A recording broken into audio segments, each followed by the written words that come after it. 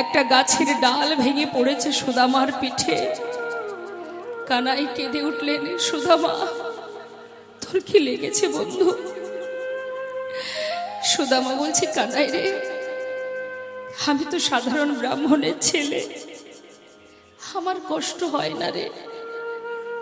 এই ছোটখাটো কষ্ট এটা আমার কাছে কোনো ব্যাপার নয়, কিন্তু কানাই তুই যে রাজার ছেলে, তুই যে আমার প্রাণের থেকে বেশি, তোর কিছু হয়নি তো, তুই চিন্তা করিস না, আমি থাকতে তোর এতটুকু আঘাত লাগতে আমি দেব না।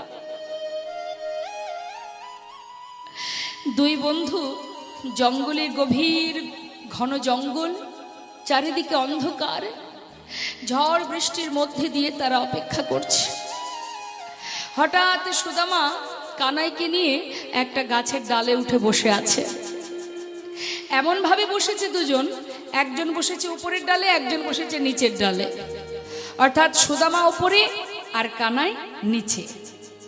এদিকে সুদামা চিন্তা করছে কতক্ষণে যে অন্ধকার কেটে একটু আলো দেখা যাবে, দিনের আলো। অন্ধকার তো মা, মানে ঝড় বৃষ্টি হচ্ছে, বন জঙ্গলে পুরো অন্ধকার হয়ে গেছে, ভাবছি একটু একটু আলো দেখা যায় তারপরে যাব। কিন্তু বসে থাকতে থাকতে খিদে পেয়েছে বলে ওই যে গুরুমা ছোলা পাঠিয়েছিল সেই ছোলাটা নিজের মুখে দিয়েছে। আবার ভাবছে মা বলেছিল কানাইকে দিয়ে খেতে, কিন্তু আমি যদি একা খাবো তো ওকে না দিলে এটা তো অপরাধ হবে, না না, কিন্তু ওকে দেবো কি করে, ও তো নিচের ডালে বসে আছে। তাহলে এক কাজ করি, আমি একটু খাই আর ওর জন্য রেখে দিই, নিচে নামবো তারপর ওকে দিয়ে দেবো। এই ভেবে একটা একটা ছোলা মুখে দিচ্ছে আর দুটো একটা নিচে পড়েও যাচ্ছে। ভিজে গেছে সারা শরীর, ঠক ঠক করে কাঁপছে, অন্ধকার, ঠিক দেখতে পাচ্ছে না, মুখে একটা একটা ছোলা দিচ্ছে, নিচে আবার দুটো একটা পড়ে যাচ্ছে। হঠাৎ কানাই দেখছে যে নিচে ছোলা পড়ছে। কি ব্যাপার? সুদামা ছোলা খাচ্ছে, মা যে বলেছিল দিয়ে খেতে আমাকে, তাহলে ও খাচ্ছে, আমাকে কেন দিল না? কিছুক্ষণ পর বলছে, সুদামা বন্ধু। কানাই কিছু বলবি? বলছি যে খুব খিদে পেয়েছে, তোর কাছে যে ছোলা ছিল মা পাঠিয়েছিল, আছে বন্ধু, দে না, খুব খিদে পেয়েছে। সুদামা বলছে, দাঁড়া দাঁড়া, দিচ্ছি। এই বলে যেই না আঁচলের দিকে তাকিয়েছে, দেখছে একটা ছোলাও নেই। কিন্তু সত্যি কথাটা বলতেও পারছে না, কারণ আমি খেলাম, ওকে দিতে পারলাম না। ও যদি বুঝতে পারে, ও যদি জানতে পারে যে আমি খেয়েছি ওকে দিইনি, তাহলে তো কষ্ট পাবে। তাই কথাটা একটু ঘুরিয়ে বলেছে। বলছে, কি জানিস কানাই, মনে হয় ওই জঙ্গলে কাঠ কুড়াতে গিয়ে নিশ্চয়ই কোনো গাছের ডালে বেঁধে আমার এই আঁচল থেকে না সব ছোলা পড়ে গেছে। গোবিন্দ মৃদু মৃদু হাসলেন আর মনে মনে বললেন, বেশ, সত্যি কথাটা যখন বললি না, তাহলে দেখ এর ফল কি হতে পারে। জগতে সবার চোখে ফাঁকি দেওয়া যায় বাবা, একজনের ফাঁকি দেওয়া যায় না। সে যে সব কিছু একেবারে কানায় কানায় হিসাব করে রাখে। তুমি যেমন কর্ম করবে না, ফল তোমার জন্য তৈরি থাকবে, সময় হলে একটু একটু করে ফল পাবে।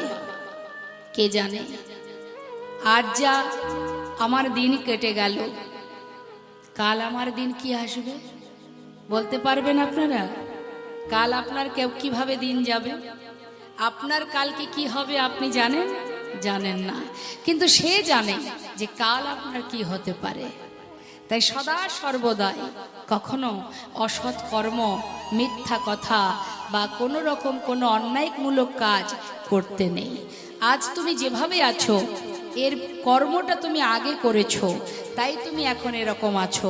এখন যদি তুমি কর্ম ভুল করো, এর জন্য তোমাকে পরে তৈরি থাকতে হবে। তাই সর্বদাই আমাদের মাথায় রাখতে হবে, আমাদের কোনো ক্ষমতা নেই, তিনি কৃপা করে দিয়েছেন, শুধু তার স্মরণে যেন আমরা থাকতে পারি। হে প্রভু, তোমার কাছে শুধু এটাই বাসনা, তুমি কৃপা করে তোমার চরণে যেন আমার মতি থাকে, ভক্তি থাকে, ভালোবাসা থাকে, কারণ তুমি ছাড়া যে আর কেউ নাই। তুমি যদি রেখেছো তবে আছি, তুমি না রাখলে আর থাকবো না। তাই আজ সুদামা যে মিথ্যা কথাটা বলল, তার জন্য সুদামার কি সাজা। কিচ্ছু না বলে কিছুক্ষণ পর যেই না অন্ধকারটা কেটে গিয়ে একটু দিনের আলো দেখা যাচ্ছে, সুদামা কানাইকে নিয়ে আশ্রমে ফিরে এলেন। ঠিক তার পরের দিন গোবিন্দ ডাকছে, সুদামা এদিকে আয়। কতটা ভালোবাসিস তুই আমায়? অনেক ভালোবাসি, প্রাণের থেকে বেশি ভালোবাসি। বেশ, আমি যদি তোর কাছে কিছু চাই তুই আমাকে দিবি? বল কি চাস? যা চাইবি তাই দেব। আমার প্রাণ চাস? তাই দিয়ে দেব। সুদামার কথা শুনে গোবিন্দ বলছে, আরে দূর, প্রাণ নিয়ে কি করব আমি? শোন, গুরুমা রন্ধনশালায় নাড়ু তৈরি করে রেখেছে। তুই তো জানিস আমি নাড়ু খেতে ভালোবাসি। জানা বন্ধু, আমার জন্য দুটো নাড়ু নিয়ে আয়। সুদামা বলছে, এটা কোনো ব্যাপার? আরে গুরুমাকে গিয়ে বলবো, গুরুমা আমাকে দিয়ে দেবে, আমি তোকে দিয়ে দেব। না, বলে নিয়ে আসলে হবে না, চুরি করে নিয়ে আসতে হবে। চুরি করে? আমি তো চুরি বিদ্যা শিখিনি ভাই, আমি তো বেদ বিদ্যা শিখেছি, চুরি বিদ্যা তো আমি জানি না। আমি তো বলছি তুই জানা, যে জন আমার জন্য প্রাণ দিতে পারে সে দুটো নাড়ু চুরি করতে পারবে না? এ কেমন বন্ধুত্ব? তুই না আমার বন্ধু, যা আমার জন্য দুটো নাড়ু চুরি করে নিয়ে আয়। সুদামা বলছে, কানাই বেশ, আমি তোর জন্য চুরি করতেই যাব। গুরুদেব আমাকে বলেছে কখনো অন্যায় কাজ করবে না, তথাপিও আমি তোর জন্য চুরি করব, কারণ আমার প্রাণের থেকে বেশি আমি তোকে ভালোবাসি। তবে বন্ধু, দরজার কাছে একটু বসে থাকবি, যদি দেখিস কেউ আসছে আমাকে একটু ইশারা করে জানাস। ঠিক আছে ঠিক আছে, তুই যা। যেই না ভিতরে গিয়ে নাড়ুর পাত্রে হাত দিয়ে দুটো নাড়ু তুলেছে মা, পিছন থেকে কানাই ডাকতে শুরু করেছে, গুরুমা, ও গুরুমা, শিগগিরই এসো। তুমি মনে করো আমি তোমার ঘরে নাড়ু চুরি করে খাই? আজ হাতে নাতে প্রমাণ, ওই দেখো কে তোমার ঘরে নাড়ু চুরি করে খায়। যেই না বলেছে, সুদামা ঘর থেকে বাইরে বেরিয়ে এসে নাড়ুটা হাতে করে নিয়ে ডাকছে, কাঁদছে, চোখের জলে বুক ভাসিয়ে কাঁদছে। কানাই রে, তুই কি করলি?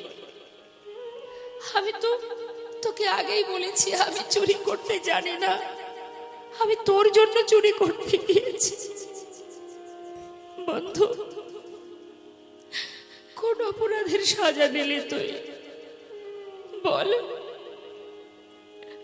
আমি তোর জন্য চুরি করেছি রে, অকারণে মায়ের কাছে তুই আমাকে চোর বানিয়ে দিলি।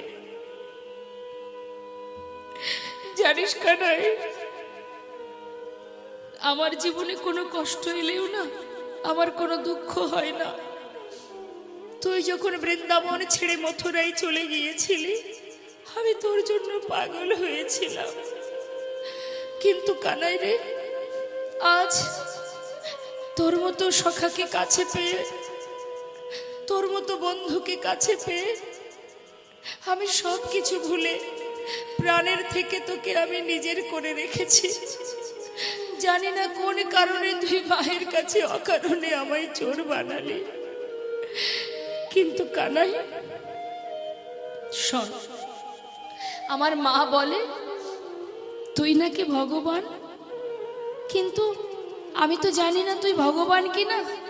তবে আজ অকারণে বিনা অপরাধে যে অপরাধী আমি হয়েছি, এই গুরুকুলে দাঁড়িয়ে আমি প্রতিজ্ঞা করলাম, যদি সত্যি তুই ভগবান হয়ে থাকিস, আজ আমি এই গুরুকুলে দাঁড়িয়ে প্রতিজ্ঞাবদ্ধ হলাম, জীবনে চলার পথে যতদিন পৃথিবীতে থাকব, হাজার কষ্ট হাজার দুঃখ এলেও, জীবনে যদি দারিদ্রতার অন্ধকারে যদি কোনোদিন মারাও যায়, কথা দিলাম বন্ধু, আমি কোনোদিন তোর কাছে দুহাত পেতে কিছু চাইব না।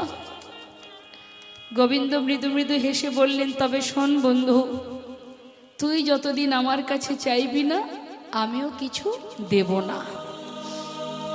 দুই বন্ধু প্রতিজ্ঞা করলেন, মা এই তো ভক্ত, এই তো ভগবান। ভগবান যেমন ভক্তকে পদে পদে পরীক্ষা করে, তেমন ভক্ত ঠিক তদ্রূপ। এমনই কঠিন ভক্ত, এমনই প্রখর তার ভজন, নিগাঢ় ভজন, প্রতিজ্ঞাত প্রতিজ্ঞায় জীবনে কোনো দিন তোর কাছে কিছু চাইব না। তাই বলে তো আর এই নয় চাইবও না, ভালোবাসবো না। নিঃশ্বাসে প্রশ্বাসে একই নাম, কৃষ্ণ কৃষ্ণ, শুধু বন্ধুত্ব, আর কিচ্ছু নয়। দিন যায়, গুরুদেব বললেন তোমাদের শিক্ষা সম্পূর্ণ হয়ে গেছে, তোমরা এবার ফিরে যাও। সবাই যে যার ঘরে চলে গেল। গোবিন্দ কিন্তু কোথাও গেলেন না, সেই গুরুকুল থেকে সোজা চলে গেল মা দ্বারকায়। দ্বারকায় গিয়ে রাজা হয়ে রুক্মিণী, সত্যভামা সমস্ত রাজরানীদের নিয়ে সুখে স্বাচ্ছন্দ্যে জমিদারি রক্ষা করতে শুরু করলেন, রাজনীতি বিদ্যা শিখে। এদিকে কি হলো না, বন্ধু সুদামা সে ফিরে এলো তার ঘরে। দেরি না করে উপযুক্ত বিবাহের বয়স হয়েছে বলে তার মাতা পিতা সুকন্যা সন্ধান করে বিবাহ দিয়ে দিলেন। বিবাহ দিলেন যার সঙ্গে, তার নাম সুশীলা। ধনী পরিবারের কন্যা, যে মহাদেবের পূজা করতেন। মহাদেবকে একটা কথাই তিনি বলতেন, হে প্রভু, যদি কখনো স্বামীর ঘরে আমাকে পাঠাও, এমন স্বামীর সংসারে আমাকে দেবে, সে যদি অর্থশালী নাও হয় আমার কোনো দুঃখ নেই, অন্তত সে যেন সত্যবাদী হয়, সে যেন মিথ্যা কথা না বলে। আর পেয়েছেও তাই। সুদামা কোনো দিন মিথ্যা কথা বলতেন না। সুখে স্বাচ্ছন্দ্যে দিন কেটে যায় মা। সুদামা মস্ত বড় পণ্ডিত হয়েছে, বিপ্র হয়েছে। এলাকাবাসী, গ্রামবাসী সবাই গর্ববোধ করে সুদামাকে নিয়ে। এমনকি এলাকার যত ছোট ছোট বাচ্চারা, তাদের পরিবার এসে সুদামাকে বলে যে তুমি যেমন পাণ্ডিত্য অর্জন করেছো, আমার সন্তানদেরও সেই শিক্ষা প্রদান করো। তাই পাড়ার সমস্ত বাচ্চাদেরকে প্রতিদিন সুদামা একটা পাঠশালা তৈরি করে বাচ্চাদেরকে শিক্ষা দেয়। আর সেখান থেকে যা দক্ষিণা পায় তাতেই তার জীবন কেটে যায়। কিন্তু মা নিঃশ্বাসে প্রশ্বাসে কৃষ্ণ নাম, সদা সর্বদাই কৃষ্ণ নাম। কিন্তু বাবা, দেখতে দেখতে ভগবান কখন যে কাকে কিভাবে পরীক্ষা করে মা। সুদামার সন্তান হলো, কত সুন্দর আনন্দে জীবন যাপন কেটে যাচ্ছে, মহা আনন্দে। ভগবান ভক্তকে পদে পদে পরীক্ষা করে বাবা। কেউ বুঝতে পারে, কেউ পারে না। পদে পদে পরীক্ষা করে ভগবান। এমনই পরীক্ষা করবে মা, পদে পদে পরীক্ষা করছে। কেন? দেখি ভক্ত কষ্ট পেয়ে, যন্ত্রণা পেয়ে আমায় ভুলে যায় কিনা। সুদামার জীবনের সমস্ত সুখ গোবিন্দ একটু একটু করে কেড়ে নিতে শুরু করলেন। কেন? ওই যে প্রতিজ্ঞা করেছে জীবনে কিছু চাইব না। তাই গোবিন্দ চিন্তা করলেন, ওর সর্বস্ব যদি আমি কেড়ে নিই, তাহলে সব হারিয়ে এক সময় নিশ্চয়ই আমার স্মরণে আসবে। তাই এটাই তার মনে ইচ্ছা বলে সুদামাকে একটার পর একটা পরীক্ষা করতে শুরু করলেন। এই জগতে যে ভগবানকে ভালোবাসে, ভগবান তাকেই সাজা দেন। এটা ভাববেন না যে ভগবানকে ভালোবাসলেই বোধহয় মহাসুখে থাকা যায়। না, ভগবান বললেন, যে করে আমার আশ, আমি তার করি সব নাশ। তথাপিও যে না ছাড়ে আমার পাশ, আমি হই তার দাসানুদাস। যে আমাকে ভালোবাসে, আমি তার সব নাশ করে দিই। পদে পদে যন্ত্রণা, পদে পদে কষ্ট, তার প্রমাণ অনেক আছে। আমরা তো শুধু আমাদের কষ্টটা মনে করি। একবার ভাবুন তো মা যশোমতীর কথাটা। সারা জীবনের মতো সন্তান, যাকে ভগবান রূপে যাকে পেলেন সন্তান রূপে, সেই মায়ের জীবনে এত কান্না কেন? এই কলিযুগে যদি আপনারা নবদ্বীপে যান, মহাপ্রভুর বামে ছিল কে? মা বিষ্ণুপ্রিয়া, যিনি ভগবানের সহধর্মিণী। সেই মা বিষ্ণুপ্রিয়া মাত্র 2 বছর মহাপ্রভুর সঙ্গে ছিলেন। 2 বছর, অর্থাৎ যখন মা বিষ্ণুপ্রিয়ার 15 বছর বয়স, তখন মহাপ্রভু সন্ন্যাসী হয়ে চলে গিয়েছিলেন। 13 বছর বয়সে বিবাহ হয়, 15 বছর বয়সে প্রভু ছেড়ে চলে যান।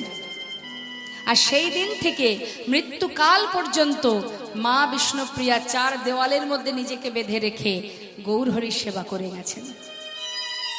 আপনারা যদি নবদ্বীপে যান, নবদ্বীপে গৌর বাড়িতে যাবেন, গৌর বাড়িতে গেলেই দেখতে পাবেন এখনো সেই পুরানো ঘরটা আছে, সেই ভজন কুটিরটা। সারাদিন নিজের মুখ কাউকে দেখাতেন না। কেন না, মহাপ্রভু যখন সন্ন্যাসী হয়েছিলেন তিনি বলেছিলেন আমি নদেবাসী সবাইকে দেখব, শুধু বিষ্ণুপ্রিয়াকে দেখব না। তাই মা বিষ্ণুপ্রিয়া বলেছিলেন যার মুখ দেখলে আমার প্রভুর ধর্মের বিঘ্ন ঘটে যায় সেই মুখ এই জগতে আর কাউকে দেখাবো না।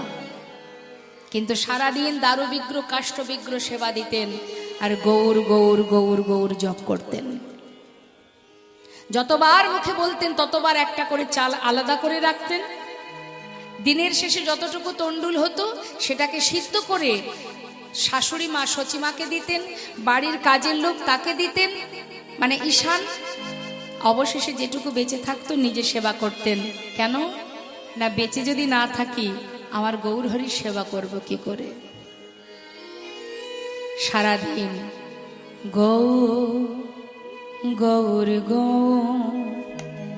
গৌর গৌর গৌর গৌর হ্যাঁ গৌর গৌর গৌর গৌর গৌর গৌর হ্যাঁ बोल गौर गौर गौर गौर गौर गौर है गौर गौर गौर गौर गौर गौर है। সারাদিন গৌর নাম জপ, হরি বল। ঠিক তদ্রূপ মা সুদামাও সারাদিন কৃষ্ণ কৃষ্ণ কৃষ্ণ কৃষ্ণ। এদিকে কি হলো, ভগবান সুদামাকে পরীক্ষা করার জন্য সবার আগে কেড়ে নিল তার মাতা পিতাকে। যেই না মা বাবা চলে গেলেন সংসারের পুরো ভার পড়ে গেল সুদামার কাঁধে। ওই যে পাঠশালাটায় ছোট ছোট বাচ্চাদের তাদেরকে যে পাণ্ডিত্য শিক্ষা দিয়ে সেখান থেকে যা কোনো রকমে কড়ি পায়, টাকা পায়, তাতে সংসার কেটে যায়। কিন্তু হঠাৎ প্রভুর কৃপায় সেই পাঠশালাটাও বন্ধ হয়ে গেল। এমনই লীলা ভগবানের। মা দ্বারকায় বসে বসে সুদামার একটু একটু করে সমস্ত সুখ কেড়ে নিতে শুরু করলেন। যেই না পাঠশালা বন্ধ হয়ে গেল, মা বাবা চলে গেল, সুদামার কাঁধে সংসারে পুরো দায়িত্ব। সন্তানদের বদনে অন্ন জোটাবে কি করে, স্ত্রীর মুখে অন্ন জোটাবে কি করে, সুদামার কাঁধে উঠে গেল ভিক্ষার ঝোলা। ভিক্ষার ঝোলা নিয়ে দাঁড়ে দাঁড়ে ভিক্ষা করে। মনে করুন একই ব্যক্তি যদি পাড়ায় পাড়ায় প্রতিদিন আসে, সবাই কি ভিক্ষা দেবে? কোনোদিন পায়, কোনোদিন পায় না। যেদিন ভিক্ষা পায় সেদিন সুখেই কেটে যায়, আর যেদিন পায় না সন্তানদেরকে বুকের মধ্যে চেপে ধরে ওই সারা রাত কৃষ্ণ কৃষ্ণ কৃষ্ণ। যেন মনে হয় এই নাম করলেই তার ক্ষুধা তৃষ্ণা নিবারণ হয়ে যায়। জীবের দ্বারে দ্বারে ভিক্ষা করে আর বদনে কৃষ্ণ নাম করে। কৃষ্ণ নাম গাইতে গাইতে সর্বত্র দ্বারে দ্বারে ভিক্ষা করে বেড়ায়। জয় রাধা রমন জয় কুঞ্জ বিহারী জয় রাধা রমন জয় কুঞ্জ বিহারী জয় রাধা রমন জয় কুঞ্জ বিহারী জয় রাধা রমন জয় কুঞ্জ বিহারী নবীন নিরদয় জয় শ্যাম সুন্দর মদন মোহন বংশীধারী নবীন নিরদয় জয় শ্যাম সুন্দর মদন মোহন বংশীধারী জয় নবীন নিরদয়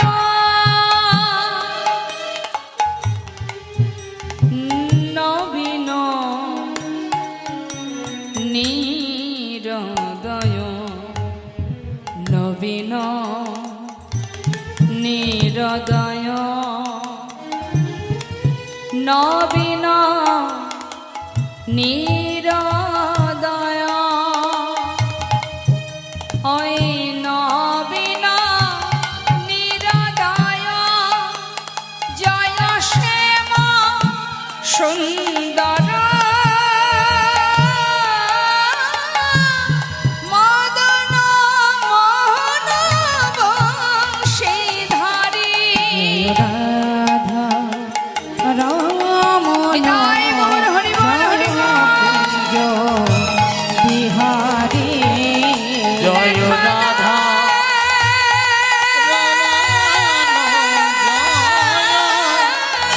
কুঞ্জ বিহারী একবার দেখা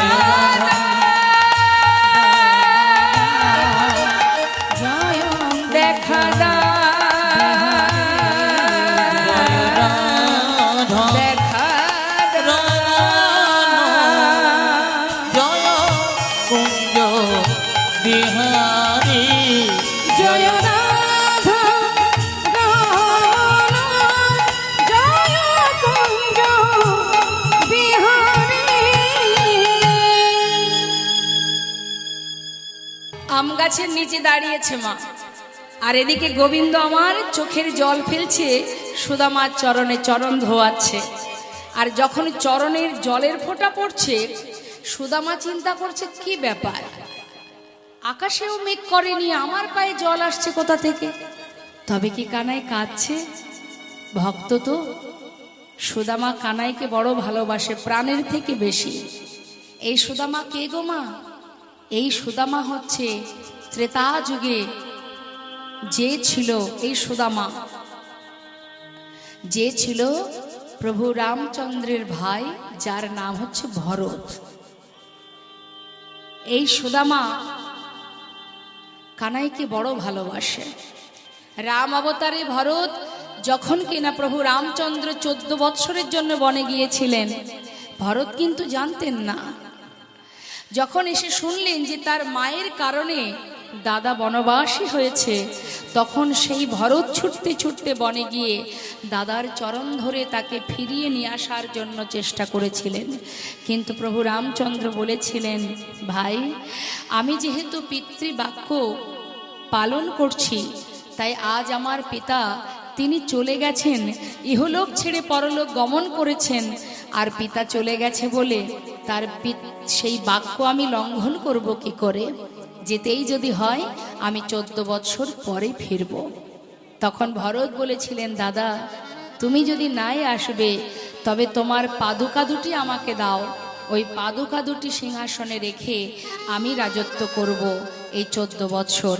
কিন্তু ওই সিংহাসন তোমার আসন ছাড়া অন্য কেউ, অর্থাৎ আমি কোনোদিনই বসতে পারবো না, তুমি যতদিন আছো। তাই মা, সেই ভরতে কিন্তু সুদামা যা মনে প্রাণে ভালোবাসে। আজ সুদামা পায়ে ফোঁটা ফোঁটা জল পড়ছে দেখে কানাইকে বলছে, একটু নামিয়ে দে তো। কানাই বলছে, কেন রে, কেন নামাবো তোকে, দে না একটু নামিয়ে। যেই না নামিয়ে দিয়েছে, হঠাৎ দেখছে গোবিন্দের চোখে জল। কানার চোখে জল দেখে সুদামা কাঁদছে, বন্ধু তুই তো জানিস আমার থেকে আমি তোকে বেশি ভালোবাসি, কিন্তু তুই কাঁদছিস কেন? তবে যে খেলা খেললে তোকে কাঁদতে হয় সে খেলা তো তুই আমাদের শেখালি। তবে বল কেন কেন তুই এই খেলা খেললি? কেন তোর চোখে জল? সব কিছু সহ্য করতে পারবো, কিন্তু তোর চোখের জল সইতে পারবো না। চল, যে খেলা খেললে তোকে কাঁদতে হয় সে খেলা আর খেলবো না। এই বলে দুই বন্ধু ফিরে এসেছে। এইভাবে দিনের পর দিন বৃন্দাবনে সখাগণকে নিয়ে গোবিন্দ নানাবিধ লীলার মধ্যে দিয়ে জগৎজীবকে শিক্ষা দেন। কিন্তু মা, এই সুখ বেশি দিন রইল না বৃন্দাবনে। কংস মহারাজ অক্রূরকে পাঠিয়ে দিল রথ দিয়ে কানাই বলায় দুই ভাইকে মথুরায় নিয়ে আসার জন্য। যেই না অক্রূর চলে গেল, সাথে করে রথ নিয়ে গেল। আর এদিকে মাতা যশোমতী চিরতরে সন্তান হারা হলেন। সেই সময় থেকেই সন্তানকে বিদায় দিলেন। ওই যে বিদায় দিলেন, আর কোনোদিন মা যশোমতী সন্তানকে কাছে পায়নি। কারণ গোবিন্দ কিন্তু আর বৃন্দাবনে ফেরেনি। ওই যে কংস মহারাজকে বধ করতে চলে গেল, সেখান থেকে ভগবান আর বৃন্দাবনে আসেনি। তাহলে তাদের বিরহটা একবার চিন্তা করুন মা। ব্রজবাসীরা গোবিন্দকে এত ভালোবাসতেন, তাদের মন প্রাণ, দেহ মন প্রাণ, জীবন যৌবন সর্বস্ব ছিল গোবিন্দ। আলাভোলা গোয়ালিনী যারা কৃষ্ণ ছাড়া আর কিছু জানতেন না, আজ সেই কৃষ্ণ ওই যে মথুরায় চলে গেল কংসকে বধ করতে, আর ফেরেনি। তাদের সঙ্গে শেষ দেখা হয়েছিল কোথায়? যখন কিনা প্রভাস নদীর তীরে গোবিন্দ যজ্ঞ করেছিলেন, দানব্রত যজ্ঞ। সেই যজ্ঞে দেখা হয়, তার আগে কিন্তু আর কোনোদিন দেখা হয়নি। আজ গোবিন্দ আমার রথে উঠে বসলেন, আর তিনটে রথ ছিল মা। একটা রথে ভগবান কৃষ্ণ, তার দাদা বলরাম, আরেকটি রথে ছিল নন্দ উপানন্দ, আরেকটি রথে ছিল সখাগণ। তিনটে রথ বৃন্দাবন থেকে মথুরায় চলে গেল।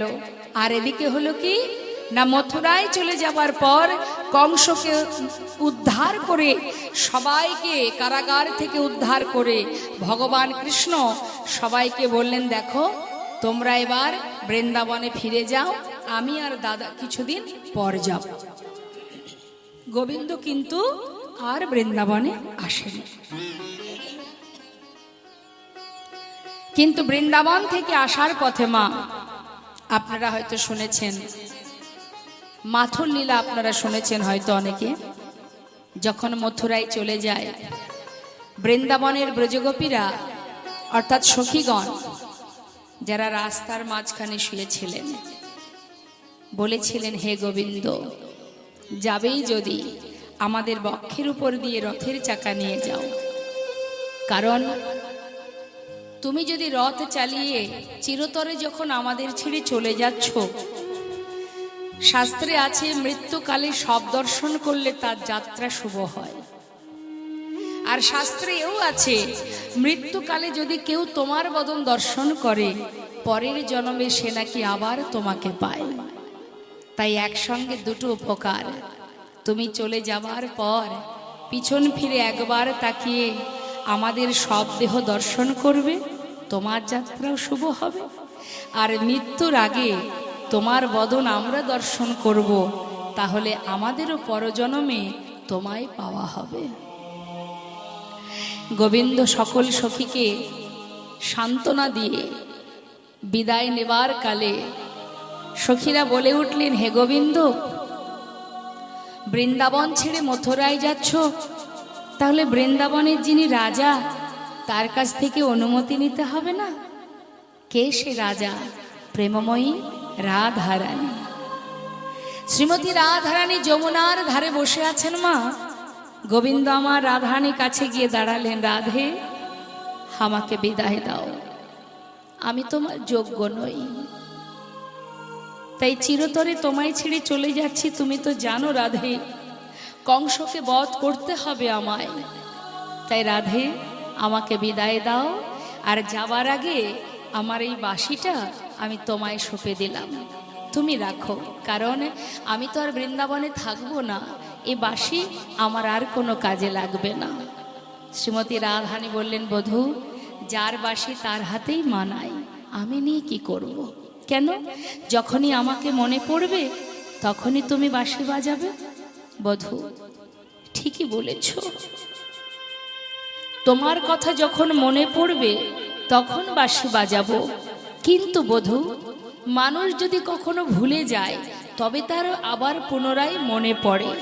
আমি তো কোনোদিন ভুলবই না তোমায়, তাহলে নূতন করে আবার মনে পড়বে কবে? তাই কোনোদিন হয়তো আমার আর এই বাঁশি বাজানো হবে না, তুমি নিয়ে চলে যাও। যাও বধূ, চোখের সামনে থেকে চলে যাচ্ছ, কিন্তু অন্তর থেকে তো যেতে পারবে না। কি করে পারবে? যাও দেখি। চোখের আড়াল হচ্ছ তুমি, কিন্তু মনের আড়াল তো হতে পারবে না।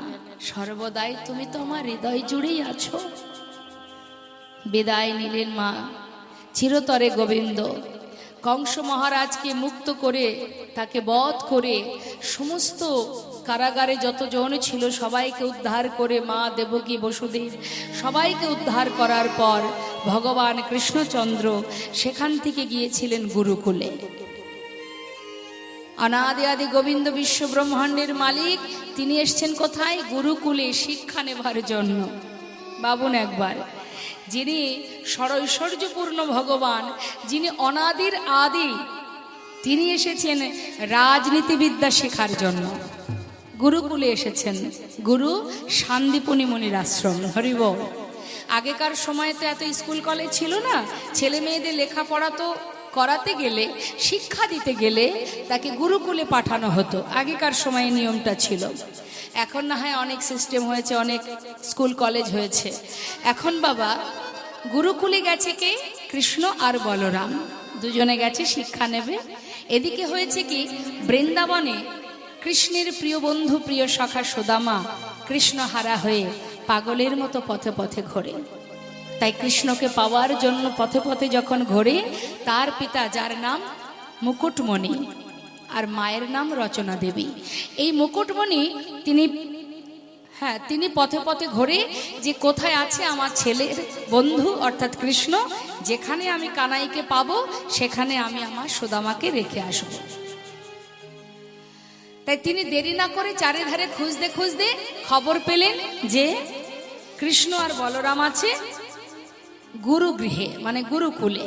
যেই না খবর পেয়েছে, দেরি না করে সুদামাকে নিয়ে যাচ্ছে সেই গুরুকুলে। কেন না, সেখানে গেলে সুদামা শিক্ষাও পাবে, আবার বন্ধুও পাবে।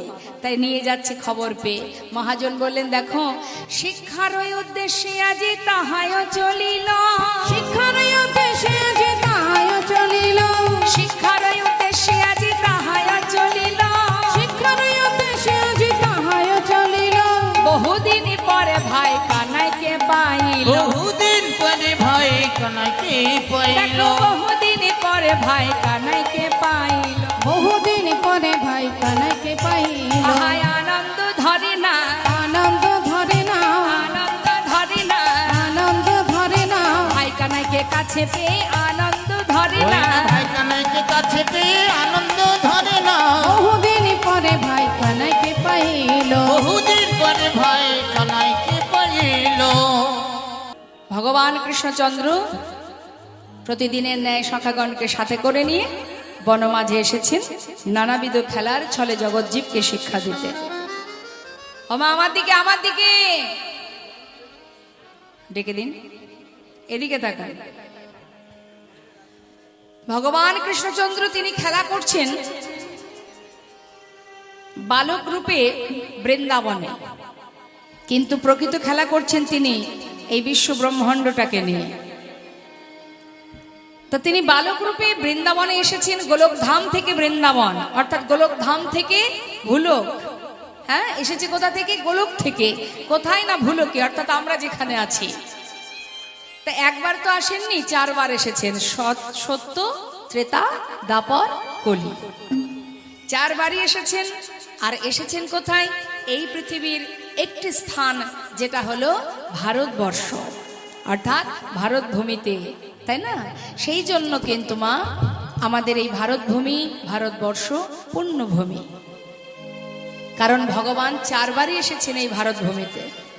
তাই দেখবেন বিদেশি ভক্ত যারা, তাদের বিদেশি পোশাক ছেড়ে দিয়ে আমাদের ভারতবর্ষে এসে মায়াপুরে, নবদ্বীপে তারা ধুতি পাঞ্জাবি পরে হাতে জপের মালা নিয়ে সারাদিন হরিনাম জপ করছে, তাই না? হ্যাঁ, আর আমরা কি করছি? সেই বিদেশি পোশাক আমরা পরছি, তারা ছেড়ে দিয়েছে। আমরা এখন সেটা পরার জন্য সবাই ব্যতিব্যস্ত থাকি।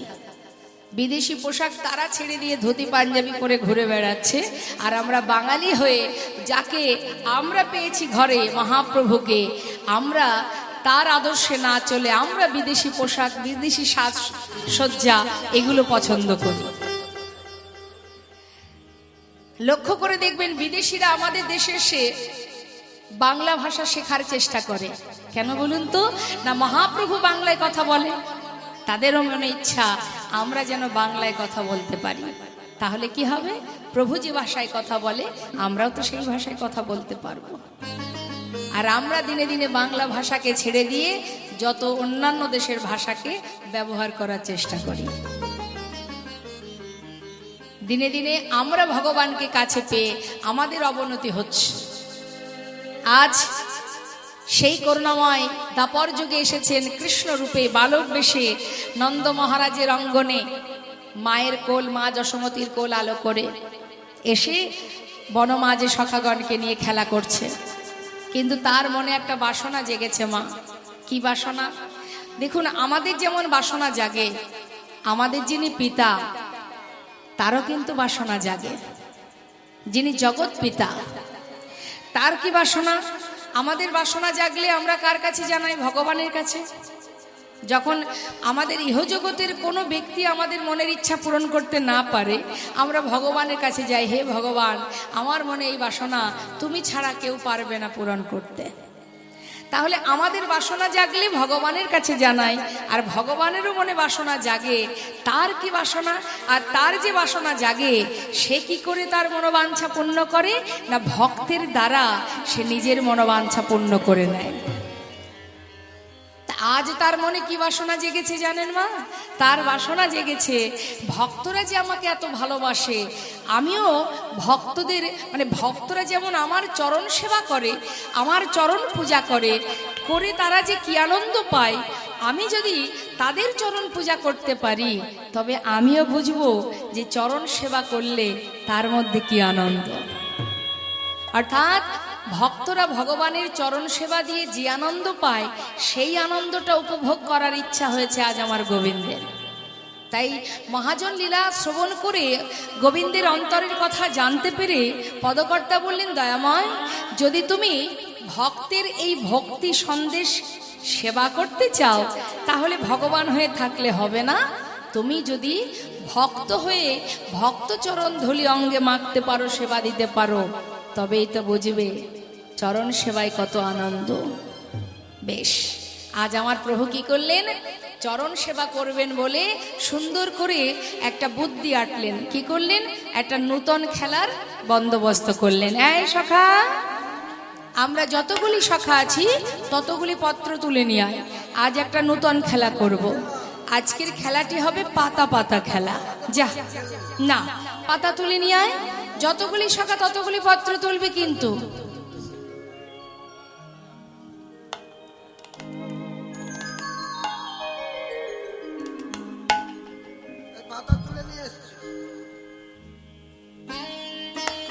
বেশ, এর মধ্যে একটা পত্র আমি ছিদ্র করব, আর এই ছিদ্র পাতাটা যার ভাগ্যে পড়বে সে হবে দলের মধ্যে চোর। খেলেছিস কখনো এ খেলা? খেলেছিস? পাতা পাতা খেলা খেলেছিস কখনো? খেলিস না। এবার যে চোর হবে প্রত্যেককে কাঁধে করে একে একে এই বংশীবট থেকে কেশিঘাটে নিয়ে যাবি, আবার কাঁধে করে নিয়ে আসবি। সখা গান বলছে, ও কানাই, এ কি আর পাতা পাতা খেলা? এ তো কাঁধে চড়াচড়ি খেলা। বেশ, তাহলে যা, এবার পাতা তোলা হলো। নে, একে একে পাতা নে।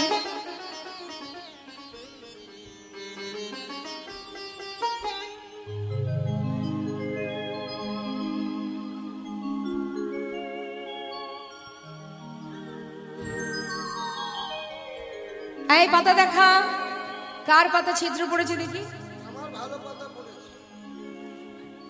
এ আমারটাও ভালো পড়েছে। এই আমারটা কচি পাতা পড়েছে। এই তোদেরটা দেখা। আমারটা বুড়ো হলে ভালো। আমারটা বেকা পাতা, ভালো পাতা। ছিদ্র নয় তো? না, ছিদ্র নয়। তাহলে ছিদ্রপত্র কার ভাগ্যে পড়েছে? হ্যাঁ, কার ভাগ্যে পড়লো ছিদ্রপত্র? এখানে সবারই তো পাতা দেখা হলো, তোর পাতা দেখা। এই তো দেখতে পাচ্ছিস না, এই ওই তো কানাইয়ের ছিদ্র পাতা পড়েছে। আজকের খেলাতে কানাই চোর, কানাই চোর, কানাই চোর। ও সখা কানাই, আসলে সত্যি কথা বলতে কি জানিস, তুই বিনে চোর কে হবে ভাই, তুই বিনে চোর কে হবে ভাই, তুই বিনে চোর কে হবে ভাই, তুই বিনে চোর কে হবে ভাই, বৃন্দাবনের ননি চোরা তুই বিনে চোর কে হবে ভাই, বৃন্দাবনের ননি চোরা তুই বিনে চোর কে হবে ভাই। যেই নামা গুরুকুলে গেছে, কানাই বলাইকে দেখতে পেয়ে সুদামা ছুটে গিয়ে কানাইকে বুকের মধ্যে জড়িয়ে ধরেছে, জড়িয়ে ধরে কাঁদছে। সমস্ত শিষ্যরা বলছে আয় বস বস বস বস, সবাই বস। সেখানে তো আর একটা দুটো শিষ্য নয়, অনেক অনেক শিষ্য। গুরু পাঠে গুরুদেব কি করেন, একটা পাঠশালায় সমস্ত বাচ্চাদের শিক্ষা দেন। সেখানে এখন 3 জন নতুন এসেছেন ছাত্র, নতুন ছাত্র এসেছে। এখন গুরুদেবকে দেখতে পেয়ে সবাই বলছে তোরা শান্ত হয়ে বস, এই কথা বলিস না, বস, একদম কথা বলবি না। ওই দেখ গুরুদেব আসছে। গুরুদেব এসে জিজ্ঞাসা করছে তোমরা সবাই ভালো আছো? হ্যাঁ, ভালো আছি সবাই গুরুদেব, আছো? ভালো আছি। যাক, বলছি যে আমার পাঠশালায় 3 জন নতুন ছাত্র এসেছো, কে কে দেখি হাত তোলো। এই যে আমরা 3 জন গুরুদেব। তোমরা 3 জন? আচ্ছা, এই তোমার নাম কি? আমার নাম বলরাম গুরুদেব। এই এদিকে এসো, তোমার নাম কি? আমার নাম কৃষ্ণ। ভালো করে দেখুন তো চিনতে পারছেন কিনা। এই আমার নাম কৃষ্ণ তো, এই তো দেখাচ্ছ, কৃষ্ণ আমার নাম। ঠিক করে বলতেও পারে না। এই ঠিক করে বলো নাম কি? কৃষ্ণ। আচ্ছা, আমার মনে হচ্ছে কৃষ্ণ এটা। আরে উদয়নারায়ণপুরে কৃষ্ণ। আমার নাম কৃষ্ণ। এই তোমার নাম কি? আমার নাম সুদামা। বলি কি? এই যে বলরাম, হ্যাঁ, তুমি বলুন কি গুরুদেব। শিক্ষা নেবে? আমি শিক্ষা নেবো গুরুদেব, ওই ধনুর্বিদ্যা, মানে হাতে চালাবো। এই কৃষ্ণ, চঞ্চল বাচ্চা তাই না? তুমি কি শিক্ষা নেবে? আমি ওই হাতে চালাতে চাই না, মানে ধনুর্বিদ্যাও শিখতে চাই না, আর গদা বিদ্যাও শিখতে চাই না। তুমি কি শিখবে? আমি রাজনীতি শিখবো।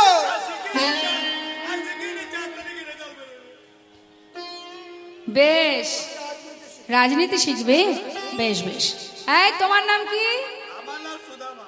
তুমি কি শিক্ষা নেবে? আমি ওসব রাজনীতি নেই বাবা, মার খেতে পারবো না। আমি বেদ অধ্যয়ন করবো। আচ্ছা, শান্ত প্রকৃতির ছেলে। বেদ অধ্যয়ন যারা করে তারা শান্ত প্রকৃতির হয়। ব্রাহ্মণের ছেলে তো, বসো বসো বসো বসো বসো। ব্রাহ্মণের ছেলে যারা, ব্রাহ্মণ যারা হয় মা, তাদের অঙ্গে যে পৈতেটা থাকে না, তাতে 9টা সুতো থাকে। 9টা সুতো মানে 9টা গুণ তাদের মধ্যে আছে। তা কি কি গুণ? হ্যাঁ, এই যে 9টা গুণের কথা বলবো সেটা আছে কিনা একটু ভাববে। হ্যাঁ, তার 9টা পৈতে, 9টা সুতো মানেই 9টা গুণ। কি কি মা? সম দম তপ শৌচ, ক্ষান্তি আর্যবৎ, জ্ঞান বিশেষ জ্ঞান, আস্তিকাম। অর্থাৎ সম মানে শান্ত প্রকৃতির। দেখে মনে হচ্ছে না প্রথম দিকে কেমন শান্ত হয়ে বসে আছে? হ্যাঁ, অর্থাৎ শান্ত ভাব, ব্রাহ্মণের স্বভাব হবে এটা। আর কি? দম মানে দমন করার ক্ষমতা, ইন্দ্রকে দমন করার ক্ষমতা। আর তপ মানে কি?